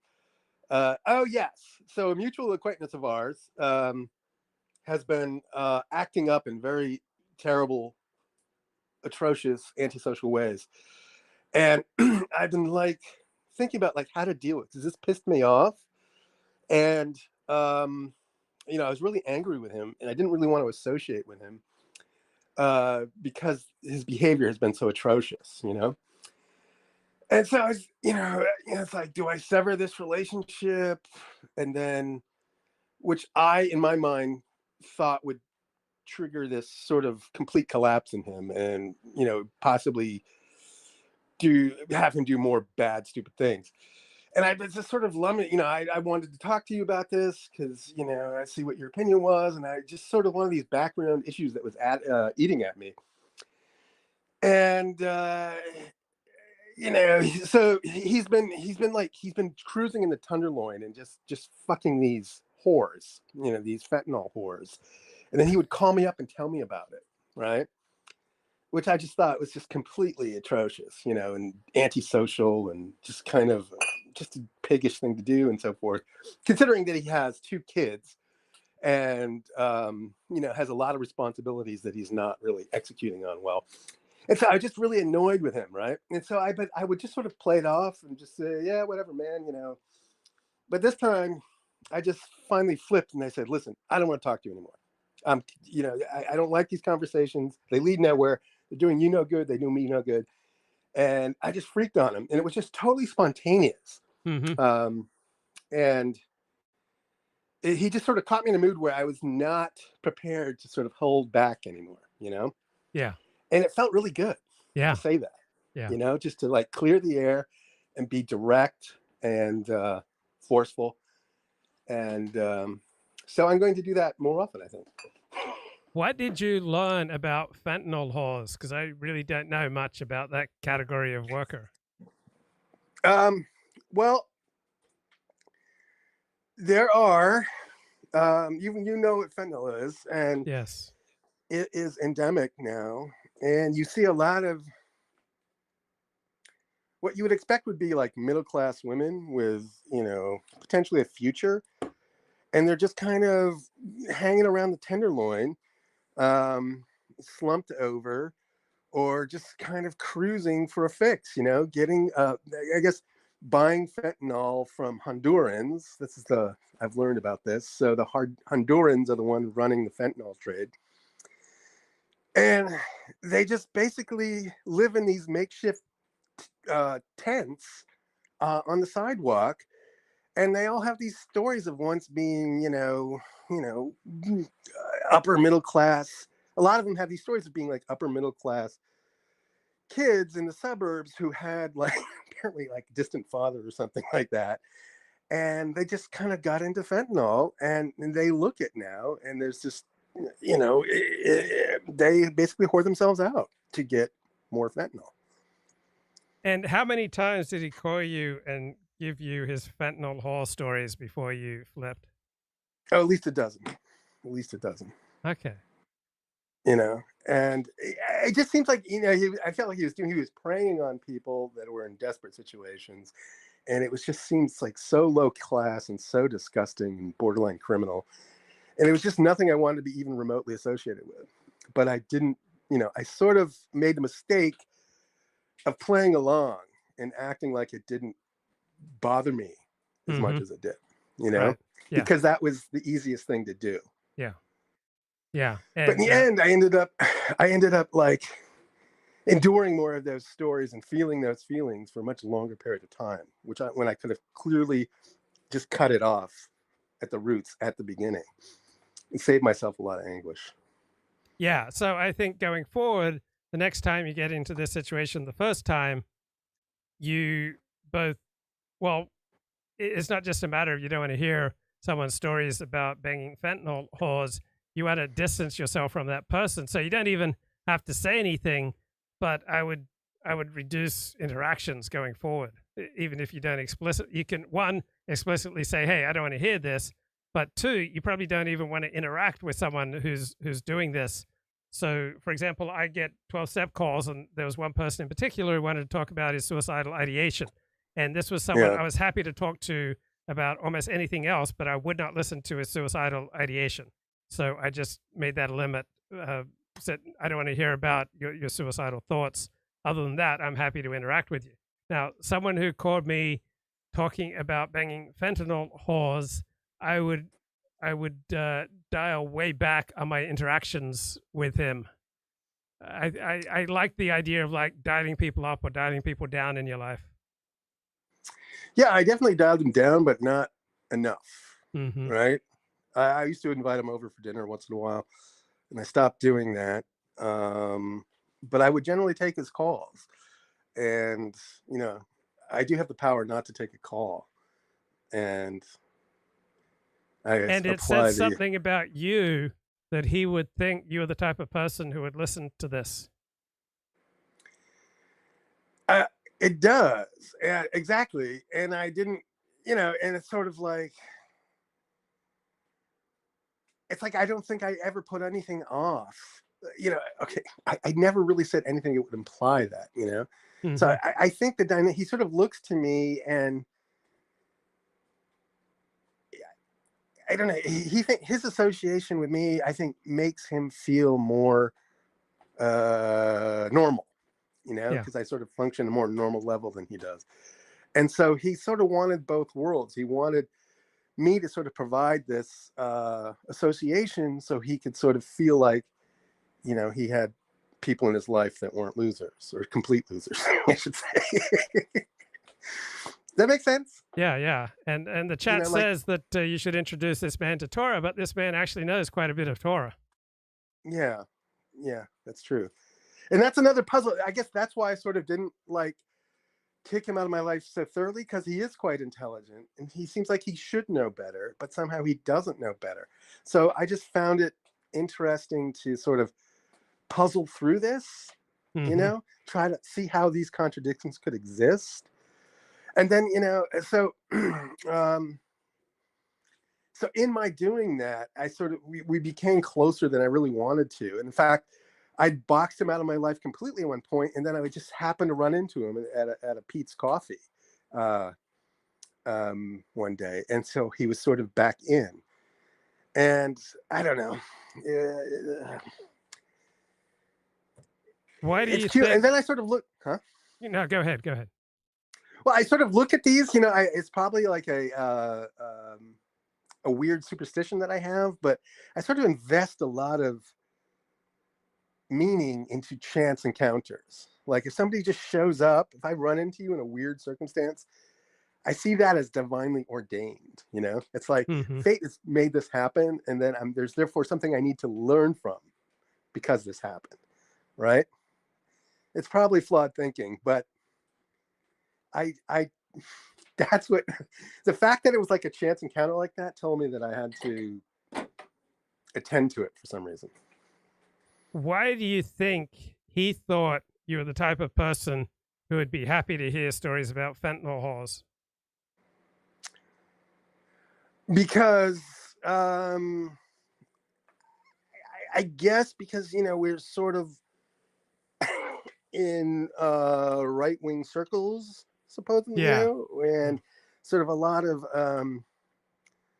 there's a lot of misogyny that goes on in right-wing circles, A-cup type of conversations. Yes. And so he sort of, because I sort of accepted some of his criticisms of women generally, he sort of mistook me for someone that, had these, deeply anti-woman feelings, which I don't have.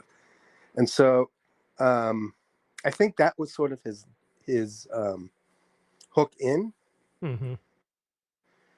So I don't know.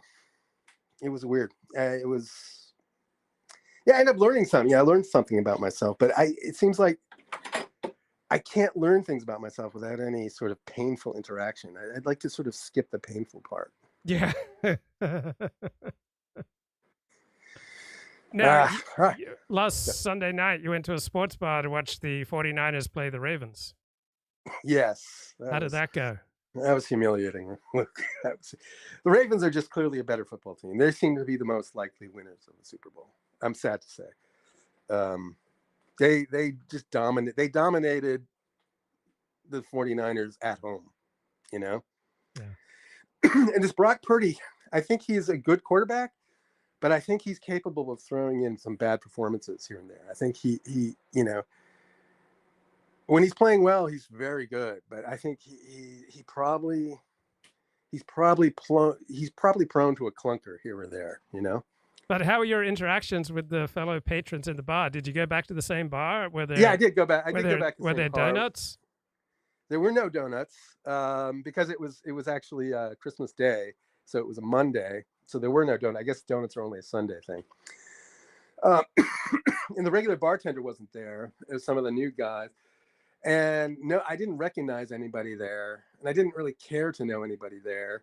So it was just kind of a drab evening. Very drab. Yeah, it was kind of similar for me. It was 6 o'clock on a Sunday, and the regular crowd shuffles in. And there was this old man sitting next to me making love to his tonic and gin. And he says, "Son, can you play me a memory? I'm not really sure how it goes, but it's sad and it's sweet. I know it complete. And I wore a younger man's clothes." I know the feeling. Nice lyrics. I can't stand Billy Joel, but that definitely summarizes my experience. Do you have any firsthand experiences with fentanyl wars? No, I do not. I do not. I mean, I can look at a person's face and I can know immediately whether you're good news or bad news, right? And like every single one of these women is just bad news from top to bottom. There's no attraction whatsoever. So, what sort of conversations did you have in the sports bar Sunday night? What type of people did you meet? It's Christmas Day. You're all sitting around enjoying a game. I didn't talk to anybody, Luke. I'm sorry. There's nobody there. Like, it was like a lot of like sort of older men with big bushy Santa Claus beards, and they're just talking about sports and grousing, and it just, I don't know. There was no attraction. Were they white men? Huh? Were they fellow whites? They were mostly Irish, and there was this one woman who was reasonably attractive, and by reasonably attractive, I mean she had no tattoos right off the jump. Yeah. You know, that's one for the win column right there. You know, and she wore like 49ers gear, and I just don't like it when people wear sports gear in public. I think it's just day class. It's low class, you know? Yeah. I mean, I didn't wear clothes with the writing on it. Yeah. And everyone there had like a jersey and they have some player's name on it. And I was just like, God, it's so tacky. So that basically turned me off to such a degree that I don't think I stayed for all of it. But yeah, it's when your team's losing, things look bleak. You know, you just can't. It seems like a totally different game.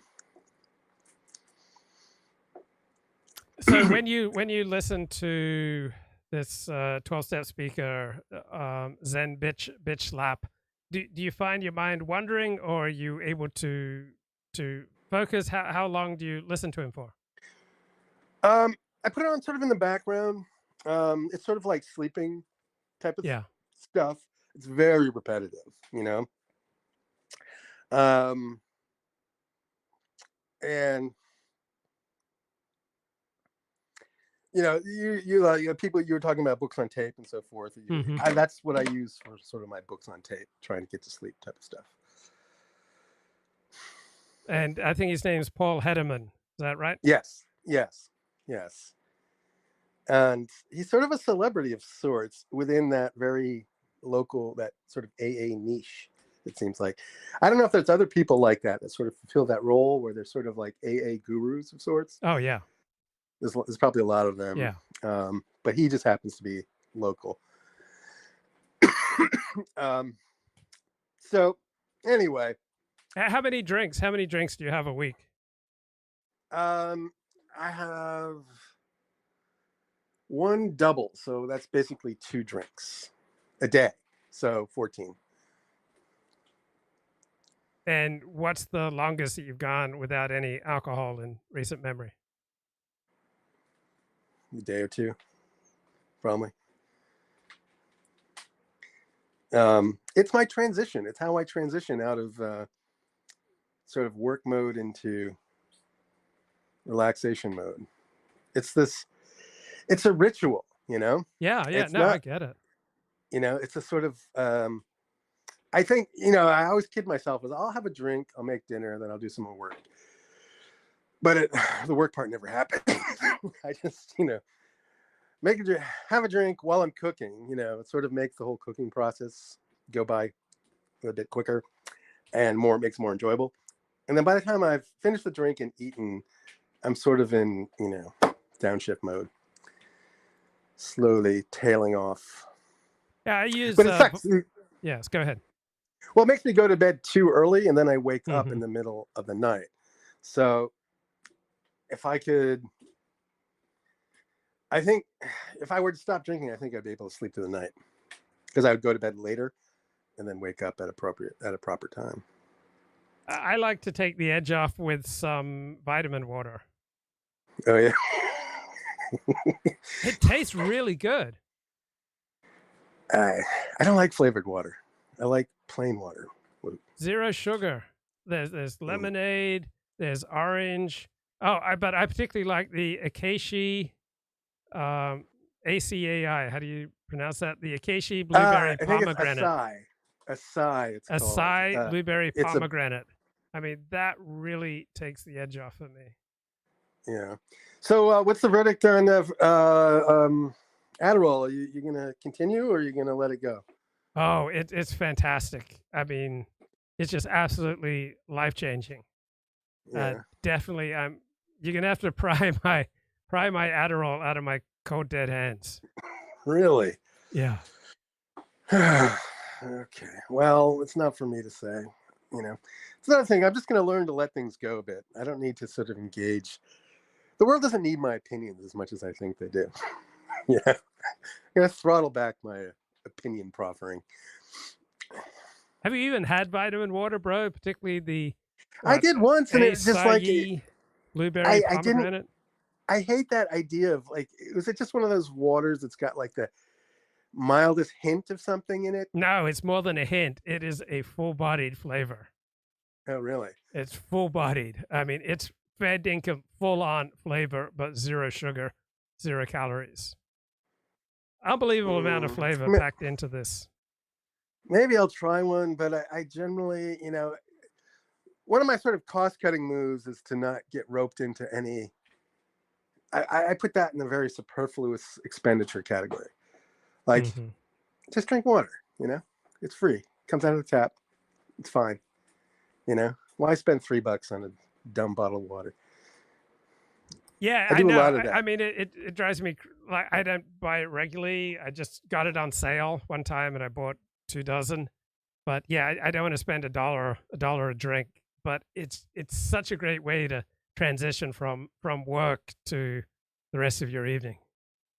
So one thing is so I thought when you were streaming you were feeling good, but it seems like you stream when you're feeling bad.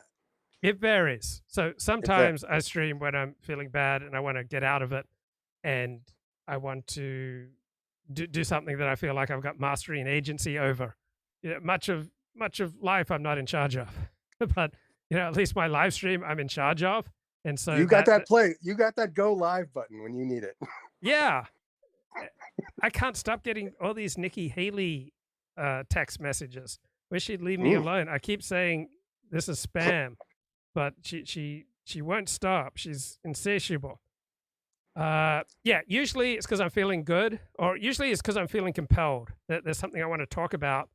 Often it's because I want to feel like I'm doing something that I do well. What's that feeling? There was a book about it, not zest, flow Get state. Into that flow state.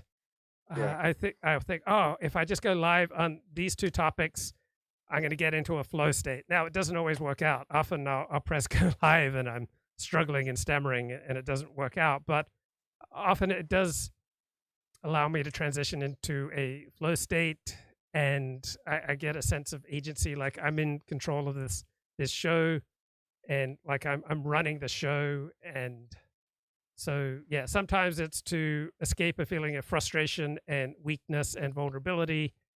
Often it's because I'm just filled with zest, or I just got an itch. I've got a scratch. I've just got to talk about this. It's a compulsion. So yeah, various motives. You know what my flow state is, Luke? It's like, it's like 6 o'clock and I'm cooking dinner and I've got a drink rolling, and then I get that notification that Luke Ford's going live. You know, it's like a trifecta, bro. It's like. What do you think Things about are the all possibility that Trump won't be on the ballot? I think I don't think there's any possibility he won't be on the ballot because he's got the Supreme Court. I think those Supreme Court nominations that Trump put through are going to be probably the best move he ever made, and I think he's just gonna. If it goes to the Supreme Court, they're gonna rule in his favor, just independent of because it seems like it's a pretty cut and dry constitutional argument. I mean, you can't just have some appointed official somewhere in some state to say, no, he can't. You know, she doesn't have the power to do that. So I think if the Supreme Court surprises us and rules that states can decree that Trump it may not appear on the ballot? What would you react to that? I'd be super surprised, and I haven't paid much attention to this, but the small amount of tweets I've read on this seem to imply that it's just clearly unconstitutional. Even people on the left acknowledge this. So I think when you hear that, I think it's probably a safe bet that they're right. I mean, I have no legal expertise at all, but it just makes sense to me. The arguments in favor of the Supreme Court overturning it are just much more persuasive to me, the ones I've heard. So, well, my reaction be I'll be surprised, and I'll probably be a touch angry, I guess. I kind of would like to see Trump win, but at the same time, I'm just kind of sick of all this rancor. It's just really, it's a drag, Who would you support among the other Republican nominees for president aside from Trump? I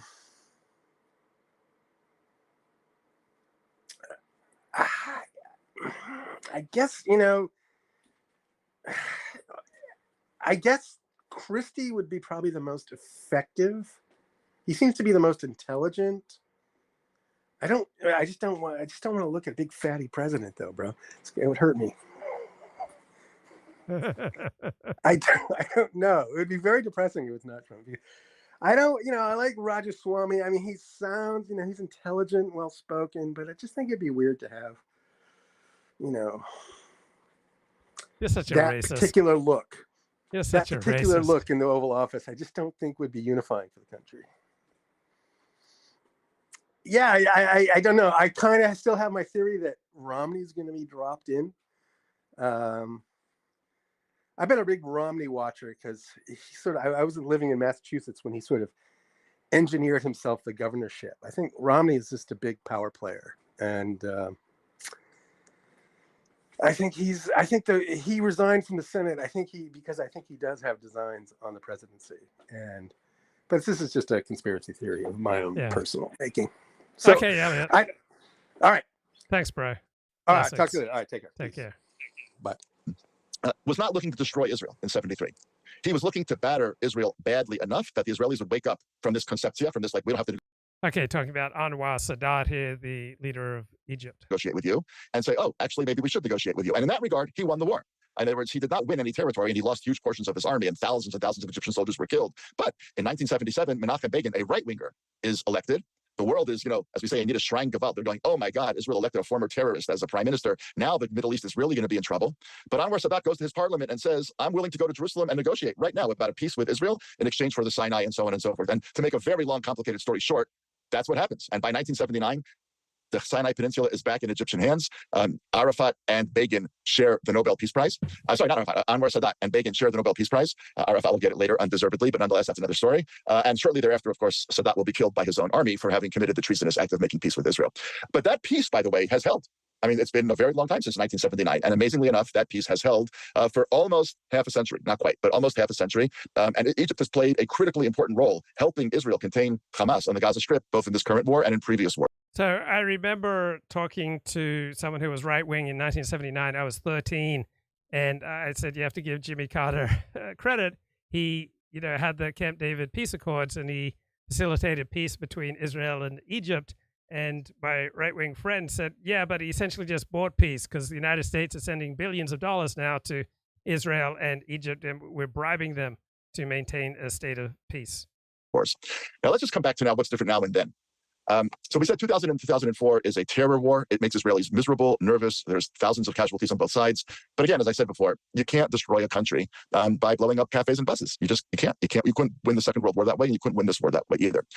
What we now know is that what started in 2005, 2006 with Hamas taking over the Gaza Strip was the beginning of a situation in which there was actually not a terrorist organization in Gaza, but an army. Israel did not realize that until October 7th. We always had the sense, yeah, they have rockets. What are they going to do with rockets? They're going to kill some people, but they're not going to be able to take over our country. But what happened on the morning of October 7th, of course, was that somewhere around 3,000, some of them fairly well-trained, not terrorists, soldiers. I mean, they're terrorists, but they were soldiers. They were trained. They had equipment. They came by land, by sea, and by air. And people might say by air, they don't have an air force. Well, they came by hang gliders. And it was pretty ingenious. And just this weekend, I'm sure you've seen on the news there, Israel started to release the videos of them coming on land by sea in these little inflatable dinghies outside the kibbutz of Chulit, and completely unopposed. There's no Israeli response. These guys just get out with their submachine guns and they exit just like Normandy, sort of. They come onto the beach and they run into the kibbutzim, and we know what happened. I mean, they killed 1,400 Israelis. They raped, gang raped, mutilated, did all sorts of just unspeakable things to apparently dozens, maybe hundreds of women. For Israel, a very, very sore point here is that international women's organizations have been entirely silent about the sexual violence that was committed against Israeli women, which of course would not be the case had that been committed against any other population anywhere in the world. And for several days, I mean, certainly October 7th and 8th, and some of them survived the 9th and the 10th, Israel was actually taken over. Parts of Israel were taken over by Hamas terrorists. The army had to go back and recapture army bases. It did, but not until many, many soldiers were dead. Hundreds of soldiers were killed before the war even started. Hundreds of soldiers and policemen together. It was 200 something were killed before the actual army response opened the war. And so this is an existential battle. Why is this an existential battle? Because we now have somewhere between 150 and 200,000 Israelis who are not living in their homes. And I don't mean they moved next door. They moved to an entirely different part of the country. They have moved by the thousands and thousands to the Dead Sea area and been put up in hotels. They've moved to Eilat, which is the southernmost tip of Israel these days, where they're being put up in hotels. They've left the north, where Hezbollah reigns from Lebanon. They've moved to areas around the Sea of Galilee and other parts of the Galilee. In other words, we have two major areas. It's amazing that Hamas can still send rocket barrages into Israel, right? 2 months into the Israeli invasion of Gaza, and yet Hamas is still capable of sending a rocket barrage into Israel. I don't think any nation would put up with having a neighbor who sends rockets into your territory. So it's kind of amazing that Israel has held off as long as it has from invading Gaza. Areas now in which Israel is fundamentally unable to keep its citizens safe. So it has evacuated those citizens, and the citizens now are saying, we're never going back until you destroy the enemy that can rain terror on us. We're not willing to raise our kids anymore, running to the bomb shelters in the middle of the night. We're certainly not willing to raise our children in the north or in the south, in the north near the Lebanese border, in the south along the Gaza border, with the possibility that people can come over the border again and rape and pillage and burn and murder and do horrible things. We don't trust the government. We don't trust the army. So now all of the IDF's efforts are focused on the south. But if you listen to the news, which I was just doing this morning, the conversation is also about the north. Like, when is the army going to turn from the issue in the south to the north? Because the people in the north are not going to move back to Kiryat Shmona, which is a fairly mid-sized city, and to Shlomi, which is a much smaller city, and to dozens and dozens of kibbutzim and towns and villages along that area until Hezbollah is either disarmed or moved some 5 kilometers back from the border. Not clear how that's going to happen. It's apparently the case that France is very involved in international diplomacy, trying to get Lebanon to force Hezbollah away from the borders. Israel does not open a military front there. But we're in a very different situation here now at the beginning of December 2023. This is an existential war. If we cannot win this war, and I'm going to say something a little controversial, it's not clear that we can. It's just not clear that we can. And if you look at the press this past weekend, this was the first weekend since the war started in which there was lots of stuff about how all these army briefings are basically BS. The army is telling us what they want us to hear, and they are not covering all of the military failures that have taken place since the beginning of the war. I mean, we won't go into it now, but the country is sobering up after the first 2 months of a sense of huge unity and a huge, on all the TV screens, Yachad Nenatzeach, together we're going to win. We may win, and we may not win. And if we do not win, it's not clear how any citizens move back to any place along the Gaza border, or how any citizens move back to anything along the northern border, which ironically and crazily means they don't have to have any boots on the ground, and they can still have captured territory. They can have nobody on our side of the border and still make huge swaths of Israel with important agricultural, technological, and tourist areas all included. And Hezbollah has tens of thousands of rockets that can reach anywhere in Israel. So if it chose to unleash these rockets, thousands of Israelis would die within hours. Habitable. And that's where we are now. This is not the second Intifada, which was sad, but not existential. This is existential. So we're not going to get into the weeds of the military, but I too, in the campaign, I look at I watch the news occasionally, and the reason it's occasional is because... So both the host here, Russ Roberts, my former UCLA economics professor, and Daniel Gordis, all right, they are both I believe, based in Jerusalem, and Hezbollah has the rocket capability of hitting Jerusalem. My Hebrew's not very good, but I like to look at the pictures, and the pictures are very depressing. We see huge portions, it appears, of northern Gaza reduced to rubble. It's not clear how that leads to victory. It clearly has destroyed a lot of Gazan infrastructure. We don't know how many people have been killed there, but it's a lot, and it's horrible. And it's not obvious what the end game is. Moving south and pushing 2 million people into smaller and smaller enclaves in hopes of focusing on the worst of them. Even the most optimistic view that most of those 2 million hate Hamas, many of them do, but that somehow we're going to be able to distinguish the people who perpetrated these atrocities and who want to perpetrate them again. And I've said so bluntly, without any hesitation, that they want to do this over and over again. It's not obvious how we're going to prevent that. And part of when I asked you to reflect back on the past is that we've seen this movie before. There's a little too much Groundhog Day in this for me as a newcomer, and I assume for you as a 25-year veteran, that it's hard to live in this neighborhood. There are a lot of people here who want to kill us, and we don't want to kill them irresponsibly, but we do have to defend ourselves, and that puts us in an awful situation. The world is judging us terribly right now. Parts of it have stood strongly at our side, but many people, and perhaps correctly, have said this is an unacceptable response. I don't know what the right response is, other than to leave, and I assume many people would like that too. But it just, to me, it's a very dark. There are many things to feel dark about. I'm just adding another one. Yeah, there's no shortage of things to feel dark about. I mean, in the last couple of days, I don't know if you saw this in the news, the mayor of Paris, I mean, we're talking about Paris, France, Western Europe. The mayor of Paris came out and said, hard for me to see Jews living in Paris and France in the next few years. Not, that there's going to be a wave of anti-Semitism and we're going to fight it with police and education. Just mayor came out and said, very hard for me to see how Jews continue living in France. Somebody in Spain, I think a deputy mayor of a major Spanish city, said exactly the same thing. Really hard to see why Jews would continue to live in Spain. That's an unbelievable thing to be hearing from public leaders in Western Europe in 2023, in the middle of the 21st century. So ironically, we're in a situation as a Jewish people where the world is saying, yeah, maybe this whole Jewish state thing really isn't so sustainable because the cost to the surrounding populations is so overwhelming. And at the same time, we're here, and we're seeing this in America also. At the same time, it's not that the Jews can live anywhere else. My brother lives on the Upper West Side of New York, and he and I were speaking last night. He went to synagogue yesterday morning at an Upper West Side synagogue where Bret Stephens was the guest speaker. He said the place was packed. It was standing room only. People were standing in the back, and everybody wanted to hear Bret Stephens. And their assumption was, Bret Stephens, the New York Times correspondent and columnist and, brilliant guy, is going to come and talk about what can we expect to happen in Israel. And he got up and he said, I don't want to talk about Israel. Israel's going to be fine. Not so quickly and not so prettily, but Israel's going to be fine. But I'm here to tell you that in the United States, this is 1922. And it's going to turn into 1932, and it's going to turn into 1939. It is not entirely clear to me, Bret Stephens said, that Jews are going to be able to continue living here. Now, even if that's slightly, exaggerated because of the heat of the moment, that's an extraordinary thing for a cerebral, thoughtful person like Bret Stephens to say to a group of Jews on the Upper West Side, which has sort of been ground zero for the thriving of Judaism in the United States. I mean, it's a place where on Simchat Torah, the Jewish holiday celebrates the Torah, they would close West End Avenue so people could dance on the streets. I mean, it's just an unbelievable thing. So we're now, by the way, if you just want to leave Israel aside for a moment, as a Jewish people, this has been an unbelievably devastating 2 months, because part of the world is saying that Israel cannot be allowed to defend itself if the cost of defending itself is so many innocent Palestinian lives. So maybe Jews should think about something else. But in France and in Spain and the United States and many other places around the world, Jewish life is becoming dangerous, nervous, perhaps ultimately untenable. I mean, can you raise your child in America? I mean, you and I work at a college together, right? I mean, you're the president, I work at Shelly College. Can you raise your child in America if you know you fundamentally can't send your child to an American university? Meaning that if your child's going to go to American university, they have to hide their Jewishness, hide their pro-Jewish Israel passion. I mean, that's not the colleges that... Okay, I think this is just absolutely absurd, right? No Jews have even, to the best of my knowledge, been beaten up in these pre-Palestine protests, right? American Jews on American college campuses are incredibly safe. All right, Jews are not in mortal danger just because there are rallies for free Palestine. Right? This is just hysteria, and this notion that Jews won't be able to live in Paris or the United States, again, I think is pure hysteria. But there's a substantial demand for hysteria, and when you've got a huge demand from people who want to feel the excitement of hysteria, you'll get very smart people such as Daniel Gordis meeting this need for hysteria. You went to when you were an undergraduate. It's not the college that I went to when I was an undergraduate. We were openly Jewish and openly, proud of Israel, and it was never an issue.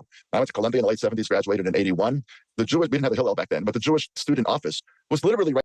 We have no evidence that one Jew wearing a yarmulke, one identifying Jew, has been singled out and even beaten up, let alone killed, on an American college campus in the last 3 months. So this is just nonsense.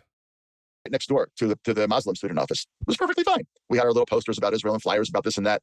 It was totally fine. There was never a single incident in the 4 years that I was at Columbia. It's unrecognizable. So I mean, we're facing a devastation for the Jewish people now, in which Israel's just the canary in the coal mine.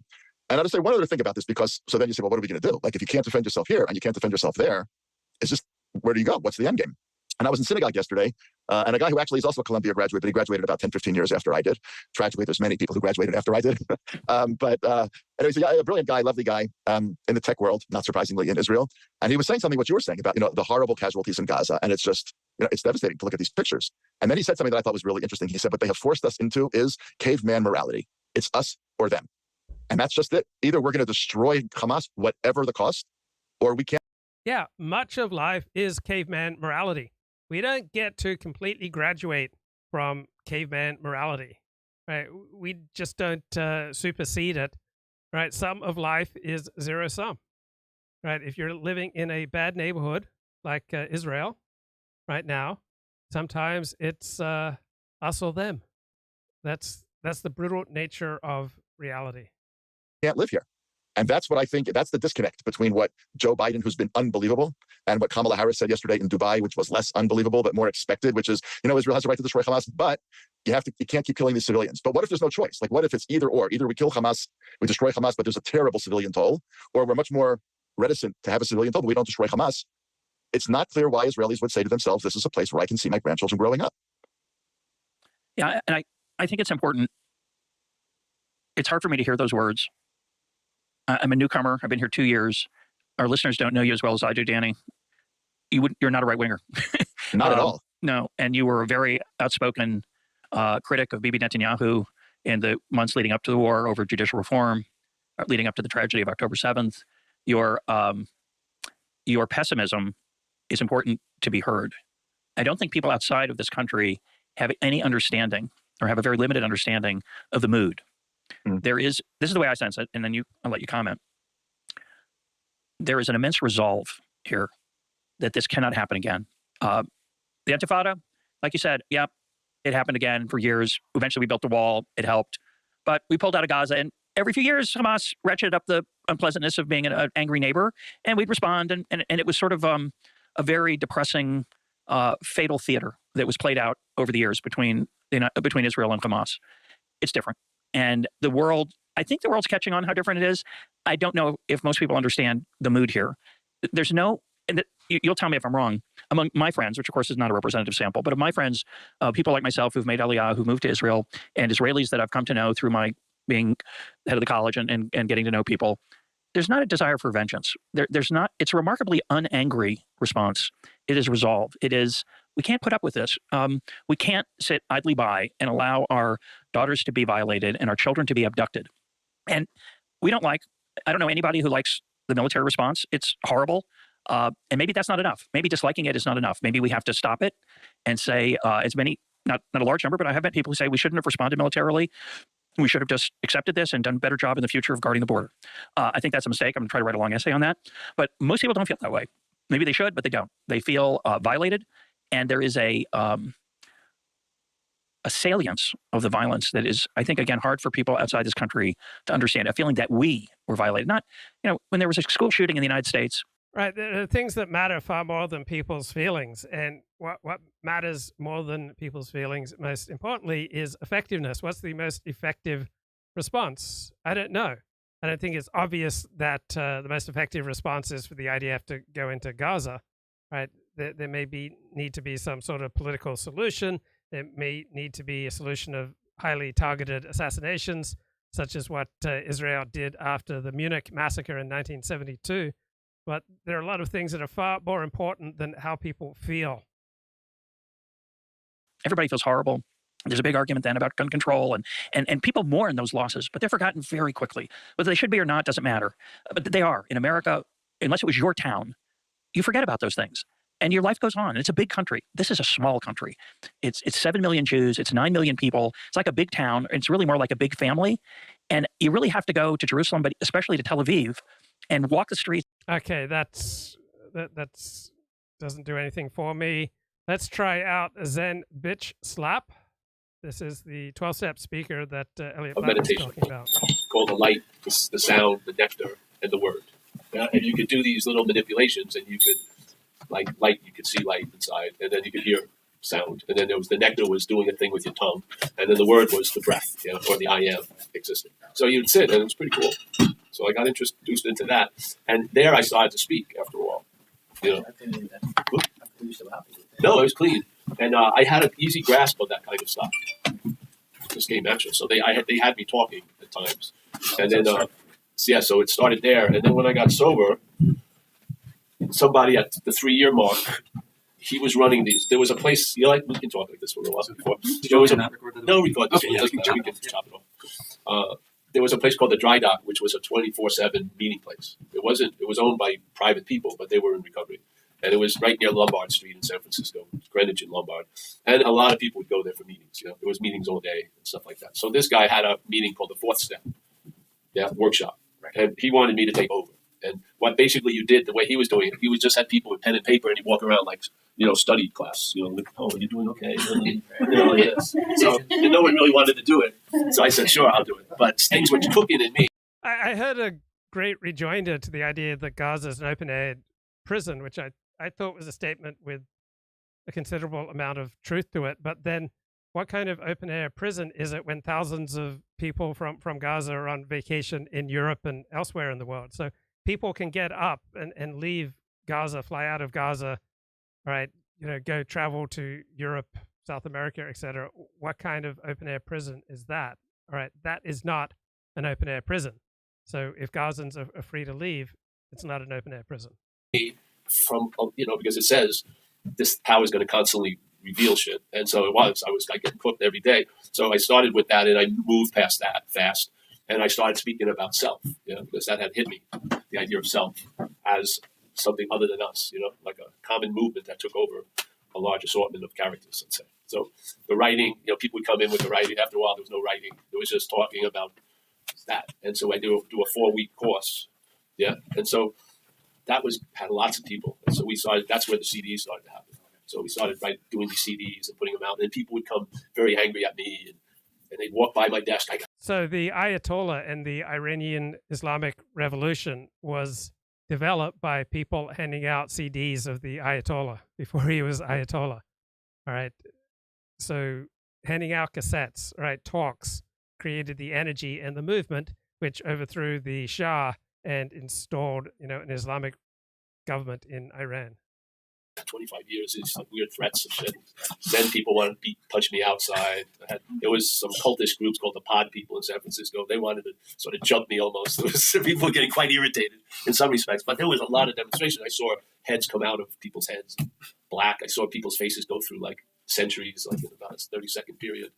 You could see the beast within coming out. It was wild. Some old lady would just flip out. You could see a big head, a dark thing above her. It was wild. And it was like Dharma battle, really. A lot of fucking resistance and energy. And I came out of that, because I did it for a long time. I came out of that. Well, first of all, luckily, whenever that stuff launched, I had a grasp, a real intimate grasp on something was doing for me what I couldn't do for myself, and something was doing for others what I couldn't do for myself. But on the intimate level, I could see something was using me to talk through. Yeah, it was just fucking obvious. There was no, and I would go. Yeah, if you feel like you're speaking for God or working for God or devoted to something greater than yourself, that's a powerful source of energy. And it may all be a delusion, but it's frequently an adaptive delusion. Through tons of different conditions, because I was there a lot of Monday nights over the years. That's the Monday you're talking about. I talked to a Monday night at the Dry Dock at 8 o'clock, and then I would be broke. I was waiting to hear if I had AIDS, which took 3 weeks. I was tons of sinus infections. My love of my early life had left. It didn't matter. I saw that all I had to do was sit and something came through, and it became obvious that its condition saw my conditions as irrelevant to the purpose. In other words, I didn't have to get aligned with that power. I didn't have to get better. I didn't have to be healthy, really. All I had to do was be there. That was my only job, was to show up, sit down, and something would happen. And I saw it, and it was amazing, over and over and over and over again. It just really convinced me of a lot of things. So that's where we started doing it. So that was 32 years ago.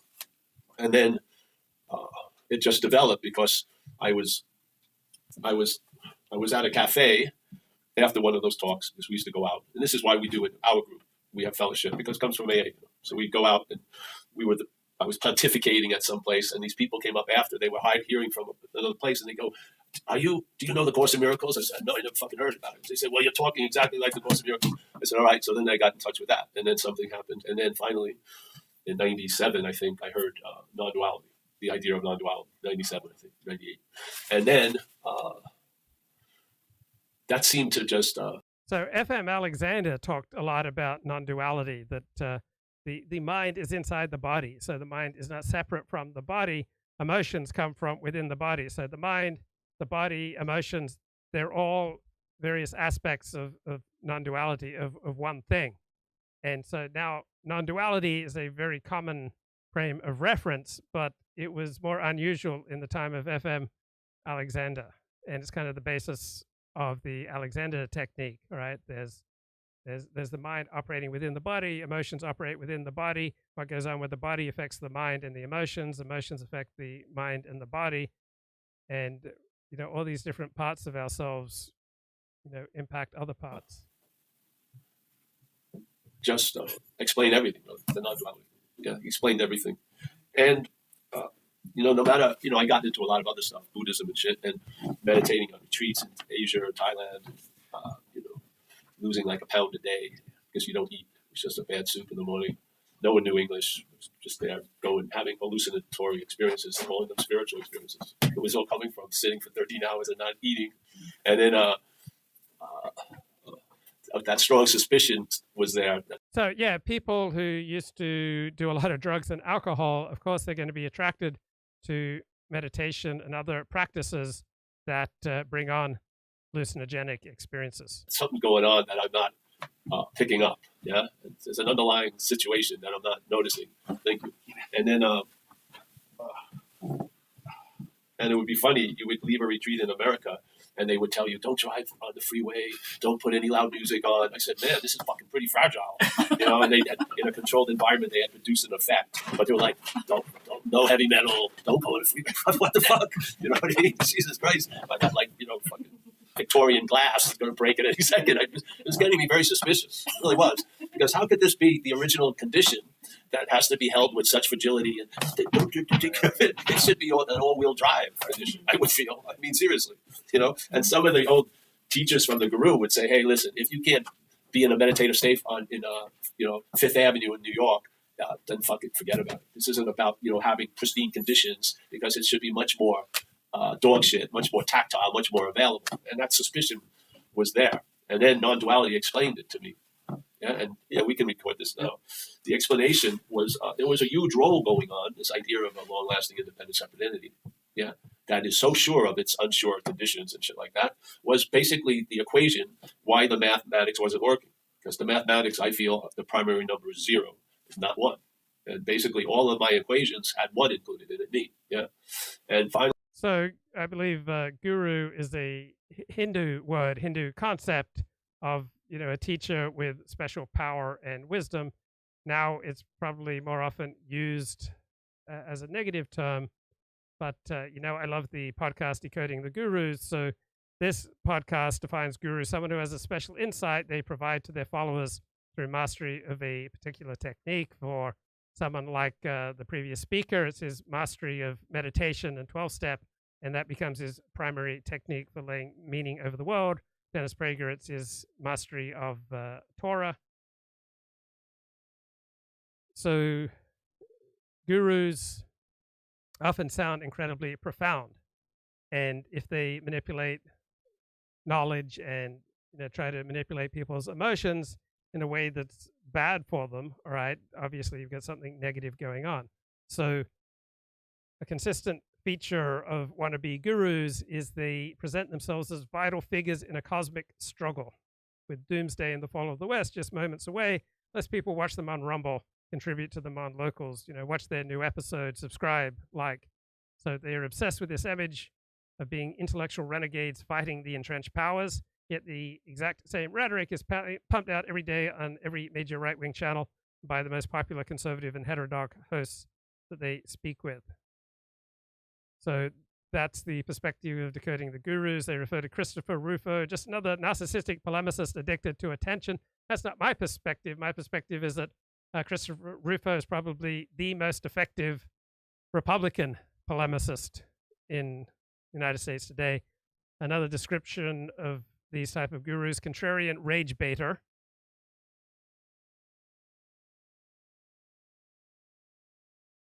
So here are some of the warning signs with the guru and Stanford professor Andrew Huberman. One, he portrays criticism as haters making illegitimate attacks, overhyped studies with significant limitations, uses strategic disclaimers, promotes supplements with limited evidence, and fawns over Joe Rogan and Lex Friedman. So there are negative gurus, right? Gurus who falsely portray themselves and portray how much knowledge and wisdom they have. And then there are those who have a reasonable amount of wisdom and insight into life. So I like what psychologist and co-host of Decoding the Gurus, Matthew Brown, says: how to lay meaning over the world and provide guidance for your life. Right? The secular guru, they cloak themselves in a different garb. People still have the same urge to find meaning in the world. They want guidance for their dilemmas. And for the modern secular gurus, just like the old-fashioned religious gurus, there are strong motivations to lean into this role. You get recognition, attention, respect, and financial and often sexual rewards. So the through line for gurus is the ability to deal with the unseen world. They ground their expertise not in the ability to manipulate esoteric forces or to commune with the ancient masters, but with their secular knowledge. The personal qualities you need to be a good guru, and the man we were just watching does have these qualities. You need to be a performer. You need to be charismatic. That means you transmit energy to people. You have to put on a good show. You have to have preternatural levels of self-confidence and self-assurance. You need that ability to project authority and wisdom, to sound profound, to send people the message that you have the capacity for unique insights, that you are connected to forces beyond their ken, and they need to listen to you. So those are the personal characteristics of the guru. Really, instead of getting better, a better me, or using me to get to a larger me, I just started losing interest in me because I had recognized it as foreign in recovery. And then non-duality brought it to the point of non-existence, not even that it's foreign, that it doesn't actually exist. Yeah, it never did, it never will. We're just living as if it already has and it's going to. Yeah, and there's a huge magic trick, I feel, in this place, because in dreaming there's like two fundamental aspects: there's time and space. Yes, so because things are going to appear and they need space to do that, and it's going to take time to see it. Yeah. So you see something 800 feet away and it moves closer. So time and space. And the way I never really questioned it, I was pointed at through time and space time was linear. Yeah, and there was a past. And there was a large patch of that past. I don't remember. I had to rely on my parents to tell me how I was when I was a kid because I didn't seem to be there. But there's a past, and it's just moving, really, and it could be an unimportant way through the present to get to the future. And basically, on the mental scale, the past and the future is more important than there's that little passage through the present, which is the only place you can be, the only time you can be. It didn't seem to be getting emphasized at all. The emphasis was on past and future. Right. To be a guru, you have to be able to lay this tapestry of meaning on the world. When I was bedridden by chronic fatigue syndrome, all the ways that I found meaning and purpose in life had disappeared. And so Dennis Prager offered an opportunity to join the Prager force, right? To join him in the battle for good against evil. And this gave meaning and purpose and excitement and drive to my life when everything else had failed me. So people who are failing at life, people who feel there's something, significantly missing, that their life just isn't firing on all cylinders, right? They are particularly vulnerable to looking for wisdom and direction from gurus. And some gurus are good for you. Some gurus are good for you some of the time. Like we all need a pep talk now and again.